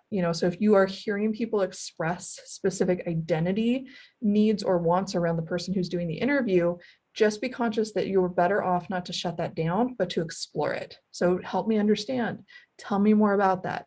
It may be that you are able to accommodate it. It may be that you cannot accommodate it. But this is sort of that transparent information, that honest communication that we would encourage you to have. If, for instance, you're the only person that can do the interview and the investigation, and they want someone else, I would be saying something like, would it be okay with you if I explained more about the options that you have for who your interviewer is? Most of the time they're going to say yes. If they said no to that, I would say, tell me more about that. But most people aren't going to say no. And then just explain the limitations of what you're able to accommodate and what you're not. I think there's nothing wrong with that, right? That's what you're left with in a lot of your process. What's important is that you're not assuming the person understands that. You are giving them an opportunity to learn more about the reason why their accommodation request cannot be granted. And that's very, very critical and important. Jeff, did you have something on who the interviewer is? Yeah, just a couple of things, and I really appreciate those comments, Carrie. When I think of applying them to the typical situation of a Title IX equity office investigation setting, I anticipate that many of the folks that are joining us will be thinking, we have a limited number of interviewers and investigators, and we tend to staff cases in a way that has a person or maybe two people focus on a particular investigation and gathering the information from witnesses. And it may be less likely that we're going to switch investigators or interviewers based on the preferences that a party might express in terms of gender identity, sexual orientation, gender presentation, any of those things. And there are pretty good practical reasons why we're probably going to want to stick with a standardized practice, just in terms of carrying through an investigation and having the knowledge to be able to write a report based on having done many, if not all, of the interviews. So I just anticipate that's probably going to be a barrier to asking a question that you're not able to deal with the answer. Certainly at an earlier stage, what kind of, what sort of interview experience would you prefer? Who would you like to be interviewed by in terms of various personal characteristics and so on? So we may not just not be able to do that, but I do think being cognizant of how that may influence and maybe limit information sharing. And if it seems to be a real barrier, and the person's bringing it up, I'm really not comfortable talking to you about this. Can you tell me more about that? There's nothing wrong with asking that question. The other, and getting more information, I probably wouldn't lead with it, because then you're presuming that it's an issue. But if instead they bring it up and say, I'm really having a tough time talking with you about this, can you tell me more about that? And they share, I don't feel comfortable talking with someone of your apparent sexual orientation, whatever that might be, if they're guessing or what have you, or gender. The idea is that, yeah, you could at least explore that a bit. You're not going to give them a lecture about how they should be more open-minded. You're not going to try and provide your personal information or agenda on it, but you should have a prepared response so that you're able to respond to questions like that if you're going to ask them, so that you're explaining your process, the office structure, maybe the idea that we do use a consistent investigator, interviewer throughout, so that that person is able to gather the information and write a report with full knowledge of what's been yielded through the investigation. Whatever you feel the appropriate response is, have a pre-prepared response that's, it's tailored to the situation, but that is also consistent with whatever policy choices your office has made in that regard. This is a tough question, but I don't think anyone as an interviewer should be disqualified from interviewing particular people because of their preferences. If there's a way that we can navigate the issue. But again, there may be times when you're limiting information sharing, which is certainly not our goal, but we're also not going to be able to allow one party or the other to select every part of the process that they want to, so long as people are trained on avoiding bias and prejudgment and so on. But it's a critical issue and one that's nuanced, but I really appreciate Carrie's insight on it. Perfect. And then our last one is support person. And this is sort of also going to just echo what Jeff said. We just didn't want to minimize or not talk about how important we believe it is for just helping people feel more comfortable with the process. The more comfortable they feel, it tends to help them increase the ability of information sharing, which again, just like Jeff said, that's the goal of this whole process of interviewing. So I know that within the Title IX context, I know that within the regulations, there is some specific language around support people, quote unquote, support people and stuff like that. For us, for me, when I'm going in with my methodology, and this is within, institutions of higher learning, this is within criminal justice, it's exactly the same. I don't tell people that they cannot have a certain person with them. I do make sure to cover and make sure they are really informed about the consequences or potential consequences of certain people they pick. So for instance, if the support person is like a witness or a party to the case or has other information they need to be interviewed about, of course, that's something that you need to be really transparent about the person ahead of time. And then yes, the person who is the investigative sort of lead might make a determination at that point. But as the interviewer, I'm very hesitant to tell somebody that they cannot have their support person of choice. And it really comes from me trying to not make assumptions. The quick example I'm going to give you is that when I first started interviewing, I had been told by pretty much everybody who was a mentor or somebody that had been on the job longer than me was, oh, you never want to have family members in an interview. And I still hear this to this day, by the way. It tends to be like this sort of myth or like urban legend, like, oh, the worst support person can be having someone's mom with them.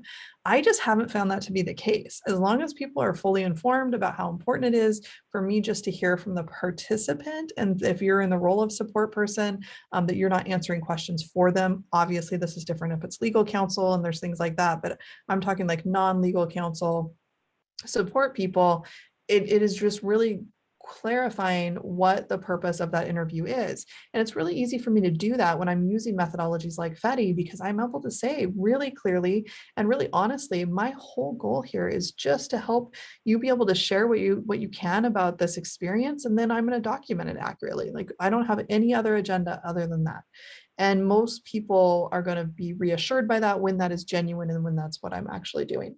So I know we're not going to spend a ton of time on this. I wanted to mention, though, that this really is for me the fourth component of just remembering the thing that might reduce that anxiety, might help with that stress, could be them just having somebody with them, like their mom. And when that's occurred, it doesn't happen all the time, but it happens, not infrequently. I have not had bad outcomes from that. There has been instances where quote unquote support people have started sharing information themselves.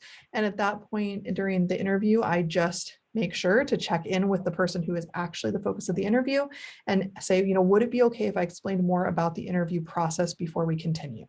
And they'll say yes. And that's when I do my gentle reminder that it's really important for me to just hear from one person and that the role of the support or whatever we're calling them is to be there, but not to actually answer questions. And if they have information to share, that would be a separate interview process that I would be happy to sort of set up and facilitate. That tends to go over really well. Again, you don't want to be really condescending when you do that, but it is about being really accurate and fair and making sure that people have information on that. So that's all the time we're going to spend on that, but we're happy to answer more specific questions about support people in the Q&A if you have more directed questions about that. Lastly, before we move on to empathic listening, I just want to leave you with not making assumptions. You've heard Jeff and I say this a lot, but it does sort of tend to be death to interviewing when you make assumptions. So I'm going to give you a list here that you can pause on and go back to later if you wanted to, because we'll send you the recording. These are the questions that I find most of the people in my teams use. They don't use them in order, by the way. This is not a list to ask in order, and they don't use them in every single interview that they find themselves, but they tend to be used by a lot of teams at some point to just assess, is there anything that they can do to enhance the person's ability to share information? So it could be something like what, if anything, would you like to know about my role? Help me understand about how you feel about me conducting the interview. What, if anything, would you like to know about how the interview is documented? Again, please don't think you have to ask these. These are very much to be driven by the wants and needs of your individual participant, but it's nice to sort of have these available. And then really to follow on with what Jeff said, it's incredibly critical to have an answer. So don't get yourself in a situation where you're saying, oh, this is a great question to ask. And then the person says, yeah, I'd like to know more about that. And you don't know how to answer this. This is where that preparation is really critical and really helpful. And hopefully, even now, you would be able to answer any of this, because my guess is you've interacted to some extent with people already asking these types of things. Jeff? Just on the advisor piece, just wanted to note that even yesterday with the Q&A that the department put out, they re-emphasized that we're really not in a position to question someone's choice of advisor or support person. The regs talks about him as an advisor, which could be a lawyer, but it could also be an advocate type who doesn't get to advocate literally, at least not in the investigation phase.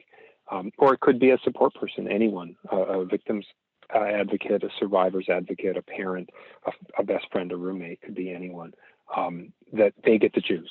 And so we would want to be cautious about anything that was seeming to critique their choice or question their choice or even ask them to, because we're pretty much constrained from suggesting to them that they shouldn't have a certain person. Whether we think it's a good idea or not, it's really not for us to say. Perfect. Thank you for that too. I'm going to shift just because we're coming up towards the end, and I did want to make sure and leave some time for questions, just to highlight the next section that I believe is really critical for maximizing opportunities for information. And you can see we spent the bulk of our time on just being thoughtful about the process of allowing a lot of choice and options, bulldozing the information that you have.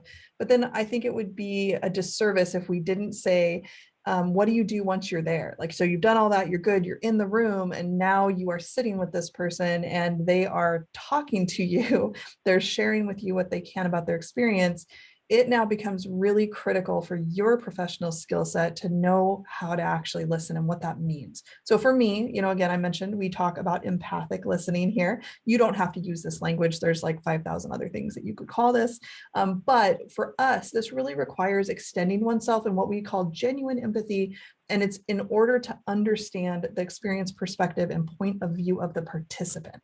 So we really believe empathy drives connection between people. I think that that's something that most of my teams that I work with in higher ed do a fantastic job of understanding. There's such good research out there. There's such good communicators, people like Brene Brown that do the most amazing work in the world about this. So there's a lot of information, which is why we're not going to spend a huge amount of time. I did want to make sure, though, that it's a really important component of us and what we do with our methodology. The aim, again, is to understand feelings and perspective with the person and with it only coming from the person. So something that becomes really critical for us with empathic listening is that it's genuine. I know some people think they can fake this. I know some people tell me in the teams that I work with, that they don't necessarily believe it, but they'll go in and they'll sort of, fake it and do what they need to do. I think maybe in my career, I can think of maybe one or two people that probably get away with that. The vast majority of the people that I know that really struggle with extending and genuine empathy also really struggle as being a good interviewer. So to me, this is a pretty critical skill set to be able to have. And the nice thing is it actually is a skill set that you can grow and you can sort of do training in, almost like you're going to the gym with it. And we'll briefly touch on that. But again, I want to mention we really are emphasizing genuine here. Something free from, the sort of pretense and it being something that is like a rote script that you say. We don't want that to be happening. The way I like to think about it is that this is fuel. So it's actually kind of interesting when you think about it this way. It's sort of like specialized fuel for a race car. So the people that I know that are really fantastic interviewers, it's like they put this like high performance fuel in their body and it just makes them so much better at what they do. And it is like the equivalent of really high performance fuel in a race car. And that's really how I look at it. I think great professional interviewers are just like, they're amazing. It's this really enhanced skill set and you need to fuel your ability to do that. The fuel for us is this ability to empathically be part of the process and to really understand that from the participant's view, the what happened, quote unquote, their experience of it. Now understand that if you choose not to listen to a participant this way, it will likely negatively impact the amount of information you collect. When we evaluate interviews later and you sort of see somebody very disconnected from their participant, it seems, it's hard on evaluations to be 100% sure, but it seems like you get a lot less running narrative, you get a lot more one-word answers. You can also just sort of see that connection is not there. So one way that I know to enhance this is to be really clear about understanding the difference between sympathy and empathy. So what I don't want to do is go into an interview and sort of feel concern for the other person. It does sort of let you keep yourself at a distance. I understand why some people do this. They get really uncomfortable with emotion sometimes or feel like they're not being quote unquote professional. I really find, though, that you can still be incredibly professional. And actually, I think it's essential that you have really healthy boundaries when you're doing this type of empathic listening. But it does allow you to better understand the feelings of another. It does not mean you share them. And so this is why I use the same methodology with people who are identified as suspects, right? In child abuse cases, I can go in and I can absolutely empathically listen to somebody who is describing what objectively people would think was really horrific things about a child. And I'm going to use that exact same empathic methodology, empathic questioning as I would if I were interviewing somebody who had experienced something like that happening to them. I'm all in with both. And it really is the difference between sympathizing and empathizing. So one thing before we sort of go too quickly through empathic listening is that this is not rapport. I was traditionally trained that it's really important to develop rapport. And to some extent, this depends on your definition of these two terms. But for us, rapport in the traditional sense tends to be a little disingenuous. It tends to be scripted. It also tends to sort of drive a specific need for the interviewer versus focusing on what might be the individual wants and needs of the participant. So I just wanted to say, if you are somebody who has a very specific rapport script that you use, this could be something that maybe we connect about or you get more information about, because it really helped when I was learning this to move away from rapport and to really just focus on not making the assumptions about what that participant needed. One of the ways that I did this was to move myself away from platitudes and focus instead on appreciation. This is really key, by the way, because this is also a lot more neutral and equitable, which is critical for your process.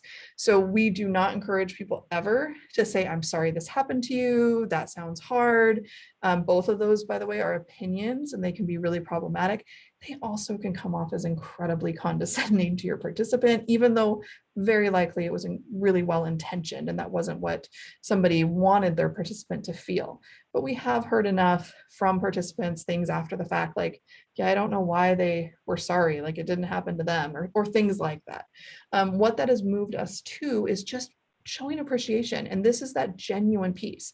I can be genuinely appreciative to the person who is abusing the child talking to me as a person who had that happen, right? I can genuinely say in full honesty, full transparency, I really appreciate you being willing to speak with me.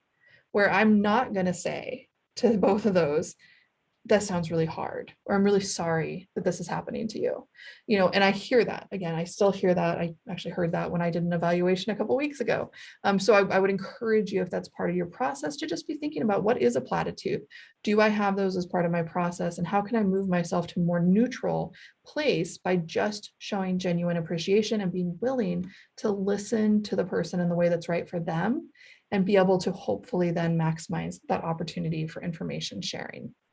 This wraps up into what we view as listening to understand versus listening to respond. So when you're listening to respond, you often aren't listening. I mean, that's one of the things I see happen the most, is that people get really focused on what their next question is, or they get really focused on what they need in their investigation, versus focusing on the dots, if you will, that are being shared with them, and looking for opportunities to explore those details the participant is sharing, which is the listening to understand piece.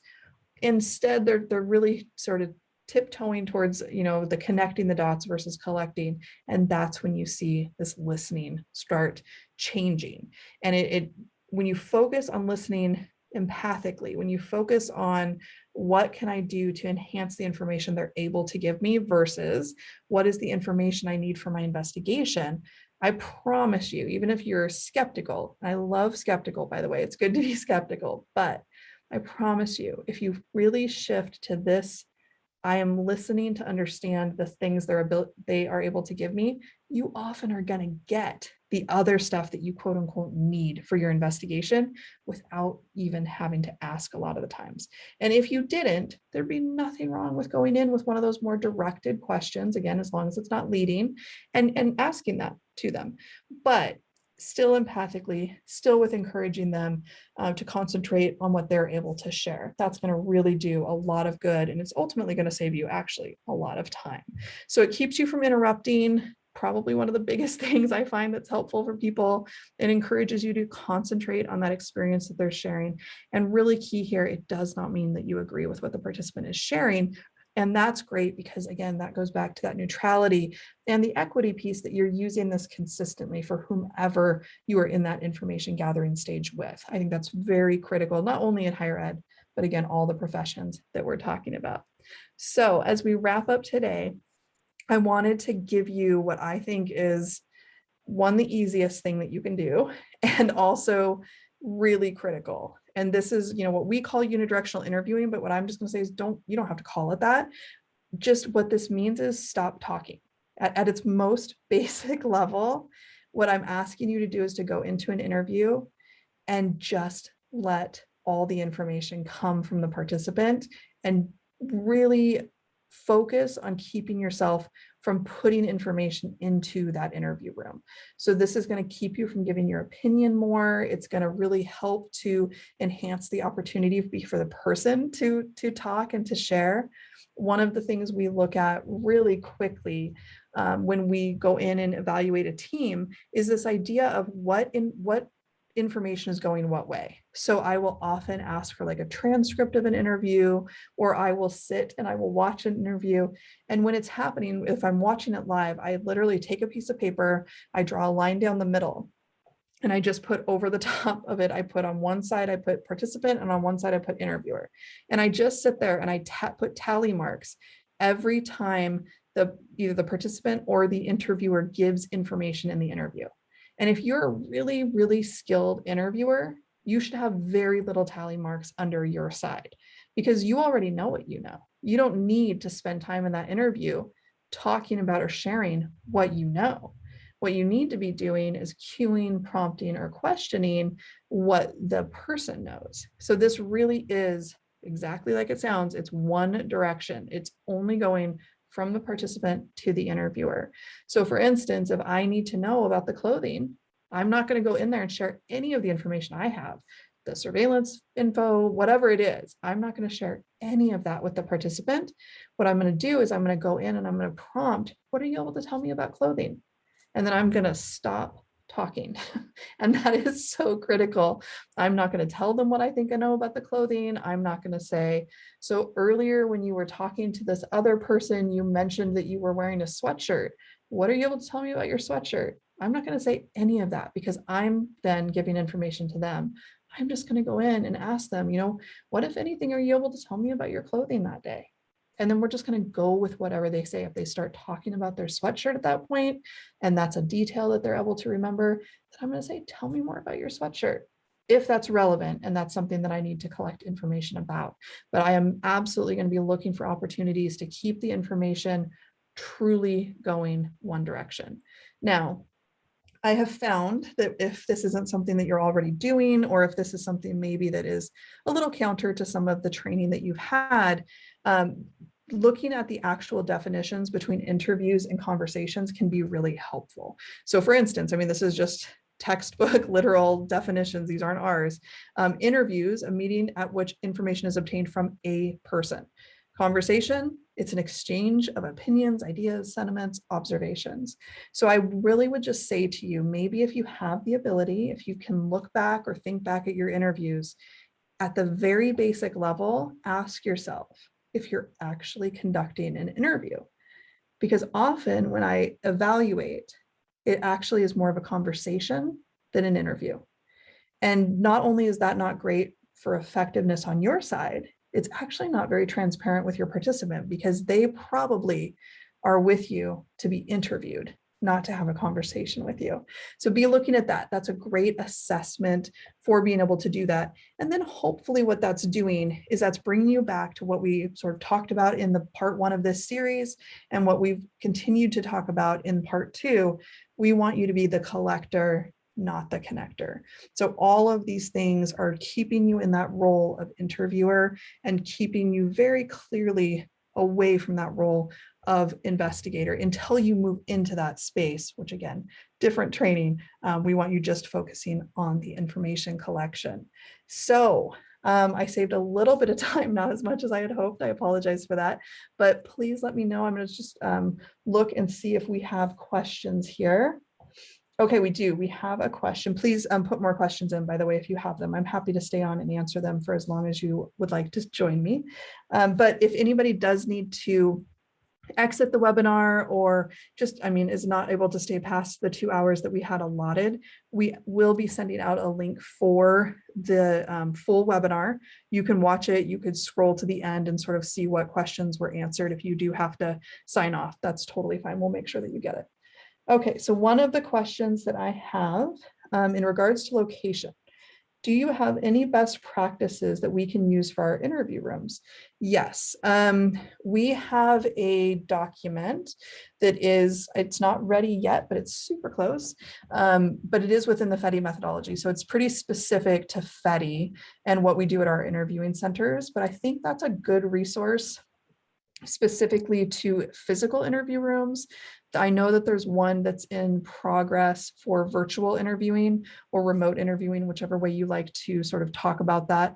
The other resource that I will say that's good for best practices for both of those is the practical application of FETI course. So if you are somebody that is doing interviewing virtually, you will during that course do 5 real interviews virtually. So that tends to be a great test kitchen to get feedback on how you're doing your interviews.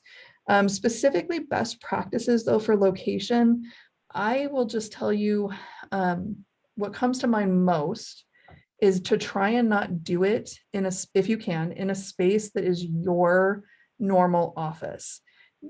And the reason why is the power dynamic is just so enhanced there. Even if you're like the nicest person in the world, or you think you're the nicest person in the world, or you think that your office is really great, it's still your place. So sometimes we've worked with teams even to like sometimes if there's somebody's office in the building that has more of a sitting area, someone always has the bigger office.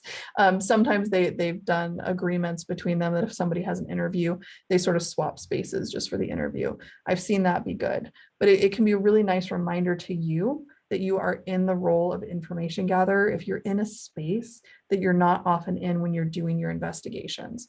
That's practically not possible for everybody. So if you do have to do that in your office or somewhere that you are a lot, try to sanitize the space before people come in. So I work with people to make sure there's not like personal photos, just try and make it as neutral as possible so that the focus is on what the information recall is versus them sort of wandering around trying to gather information about you. I work with a couple teams that kind of have this process. They have a box, they call it their interview box.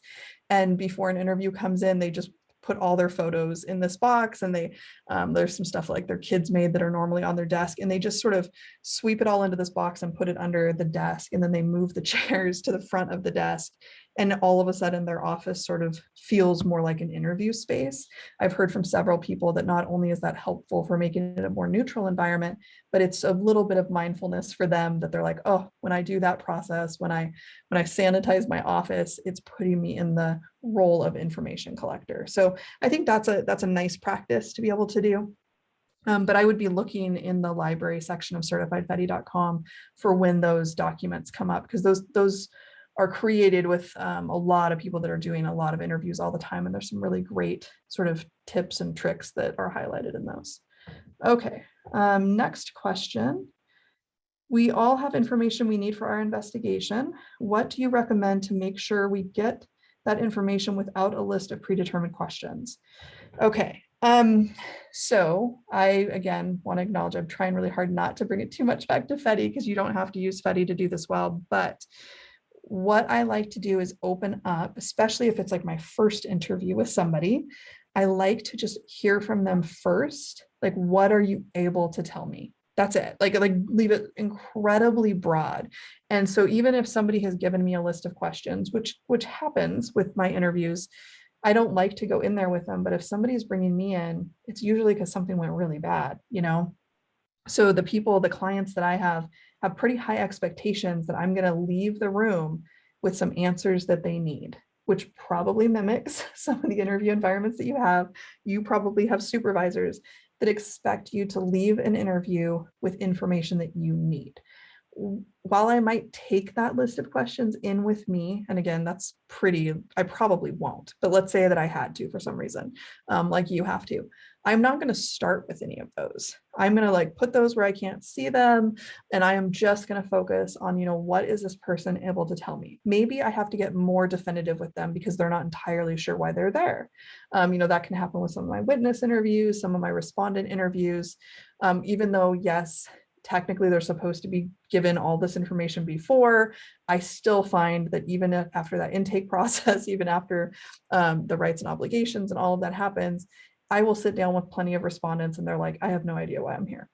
Fine, right? That stuff happens. So I might say something like, so help me understand what you're able to remember about last Saturday. I might get that specific, but that's as specific as I would get. Trying to just get some anchor point to where they're going to jump off and give me an ability to start doing the tell me mores or help me understand that piece of it. Very rarely is there somebody who completely says they have absolutely no idea why they're talking to me. In those rare situations, yeah, we might get way more specific. I might have to show somebody a picture of somebody. Again, very, very rare. I hesitate to even talk about that because it almost never happens. But let's say in that instance, even if I was showing somebody a picture, I would still be saying, what are you able to tell me about this person? That's it. I wouldn't be leading. I wouldn't be, trying to give over a bunch of information. I would still really be trying to keep myself as unidirectional as I could and just keep myself as the collector, not the person I'm giving information to. Now, you have this list of predetermined questions. So you probably have spent some time with it. you are not 100% able to completely bulldoze your investigation from your head. So there is still going to be questions rolling around in your head, no matter how skilled you are. That's just the reality. I think it's coming up with ways that you can just ask for information without it being leading. Because to me, that's the real problem. You don't want to edit the person's memory. You don't want to get in a place where, you know, later the whoever the finder is of a determination in the process has to come up with, well, is this information because somebody was told it by the interviewer or the investigator, or does this, you know, respondent, complainant, witness, do they independently remember that? Like, there's no reason to complicate an overly complicated process already by introducing information or being leading with your predetermined questions. If you do have this list, then that means you also have the time to be critical on yourself about how those questions are going to be asked.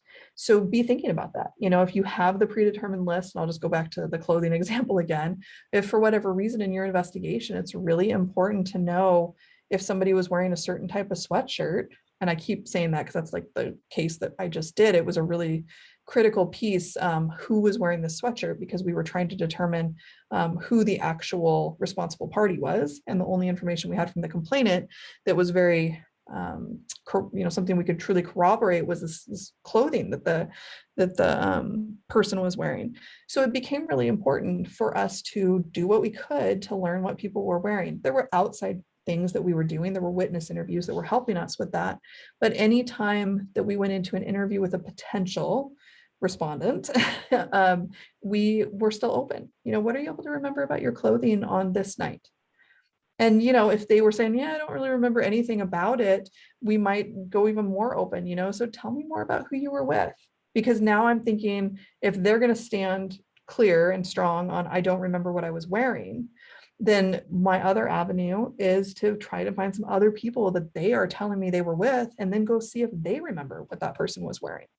So, you know, again, focusing on, yeah, that's the investigative side of me, who is still thinking like, how can I use this information collection for my investigation?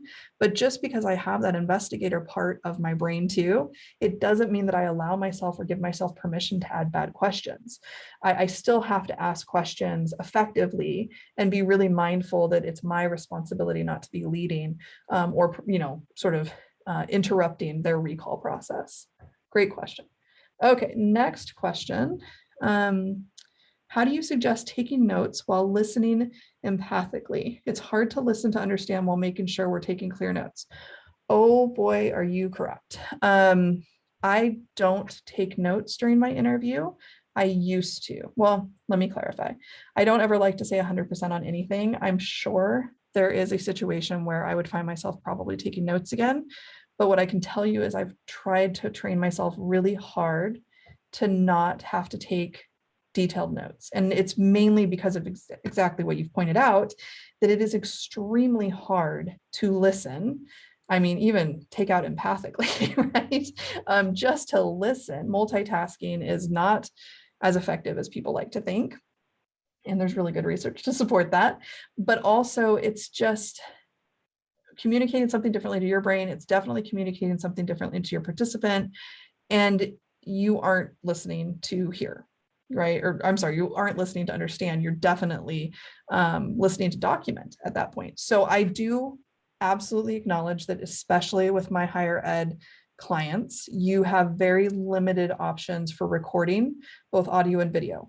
I do work with some institutions that have switched because they are finding it so necessary to be accurate, especially when employing very good recall informed methodologies, like just the fact that if you truly listen to people and don't interrupt them, it is really hard to accurately document what they're saying by just taking notes.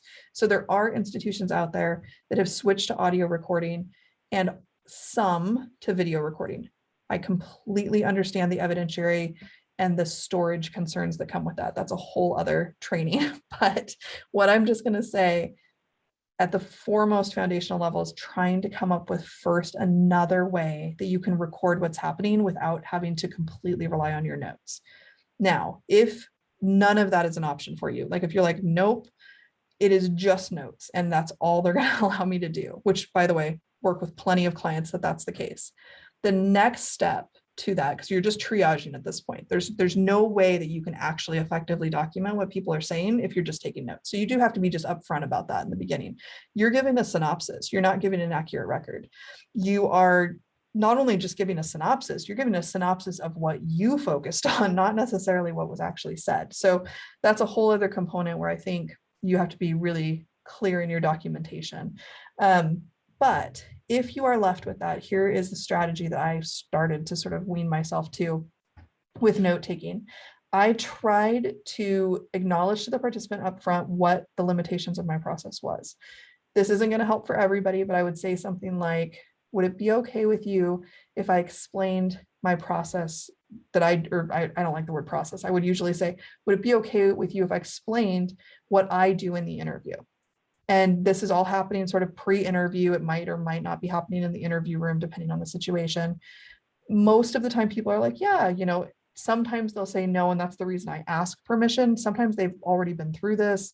They don't need the process explained to them again. And it's really condescending to just start telling them. But if they say yes, I might say something like, so when we're talking today, because the way that I will be documenting this is just off of my notes, it may be that I spend more time writing something down before I ask my next question. And if at any point during the interview, you are wondering what I'm doing, or you're curious about what I'm writing down, please feel free to let me know that. It's completely fine. I want to make sure that at any point, if you have questions about something that's happening, you know that it's fine with me if you ask those. Now, you can probably hear the hesitation in my voice because a lot of this is mitigating issues that are coming up just because of the limitations of note taking. But it is what it is. I mean, I would much rather slow the process down if I'm left with having to take notes and just acknowledge that that's not good for people's recall. It absolutely is an interruption. They are absolutely, well, not absolutely, they're probably going to be focusing on what you're writing versus focusing on what they're able to remember about their experience. But if you have to do that, slowing the entire process down can help. Sometimes I've seen when people are doing the notes and they're really having to write every single thing down, there becomes like a rhythm with their participant, as long as the participant understands what's happening, where the participant starts talking slower, or they'll be longer pauses, not for recall, but because they're accommodating the interviewer. I just personally, there's so many problems with that. So please feel free to reach out. I'm more than happy to talk with people. Where we do a lot of this discussion in the practical application of FETI course, because many people that come through, when they do all of these practice interviews, they realize once they shift to truly maximizing opportunities for information, it's not impossible to take notes, but it's definitely impractical and it's not effective. So the only other thing I will say to wrap up on that, and I know it's not a great answer, it's just the honest answer, is to mitigate that if you can. And I don't love this, but this is just a mitigation. I think it's better to have a note taker outside of the room if they're able to observe the interview while it's happening. Ideally, that person is observing, like we've set up computers before, but again, I mean, it still requires some equipment to be able to do that. So it's better if the note taker is outside of the room and never asks a question. So they're not interrupting the process. They're literally just documenting what they observe and what they hear. The least, the next triage down from that is to have that note taker in the room. I still try and have them in the least sort of interrupting space that I can. So I will often ask the participant, where would you like this person to sit? Their whole purpose here today is just to document what's being said. They're not going to be asking you any questions. They're at no point going to be interrupting our interview. What, if anything, can you share about where you'd be the most comfortable for them to be? I'm being very hesitant here because I still think all of that is terrible. But I do. Carrie, can I just chime in here for a sec? Oh, of course. Yes, go ahead. So I just wanted to say that, if people are still running into circumstances where there seems to be real resistance on campus about audio recording, which I have seen a lot less resistance in the last couple of years than I would have seen 6 or 7 years ago, I really would advocate for talking with folks who have had experience moving to an audio, at least interviewing, which I'm seeing as being much more common, much more effective, allows empathic listening, gives you an accurate record that you can easily get transcribed for a reasonable price. To me, and if anybody ever wants me to talk to general counsel's office or whatever, just reach out, because you really cannot compare the success of an audio recorded interview versus scribbling like crazy and asking participants to check your notes and then argue with you about what you've written. So I really can't advocate it enough. And again, if you have to do it, have somebody else with you. With that, I've got to sign off. I really appreciate everyone being with us, and really look forward to the next webinar when we're going to really try and wrap these concepts up. Thanks so much, and take care, everybody. Yes, thank you, everybody. Appreciate the questions, and please feel free to email us any that you didn't have a chance to insert today, and we will do our best to bring them into part 3. You see that we do have that up on the screen.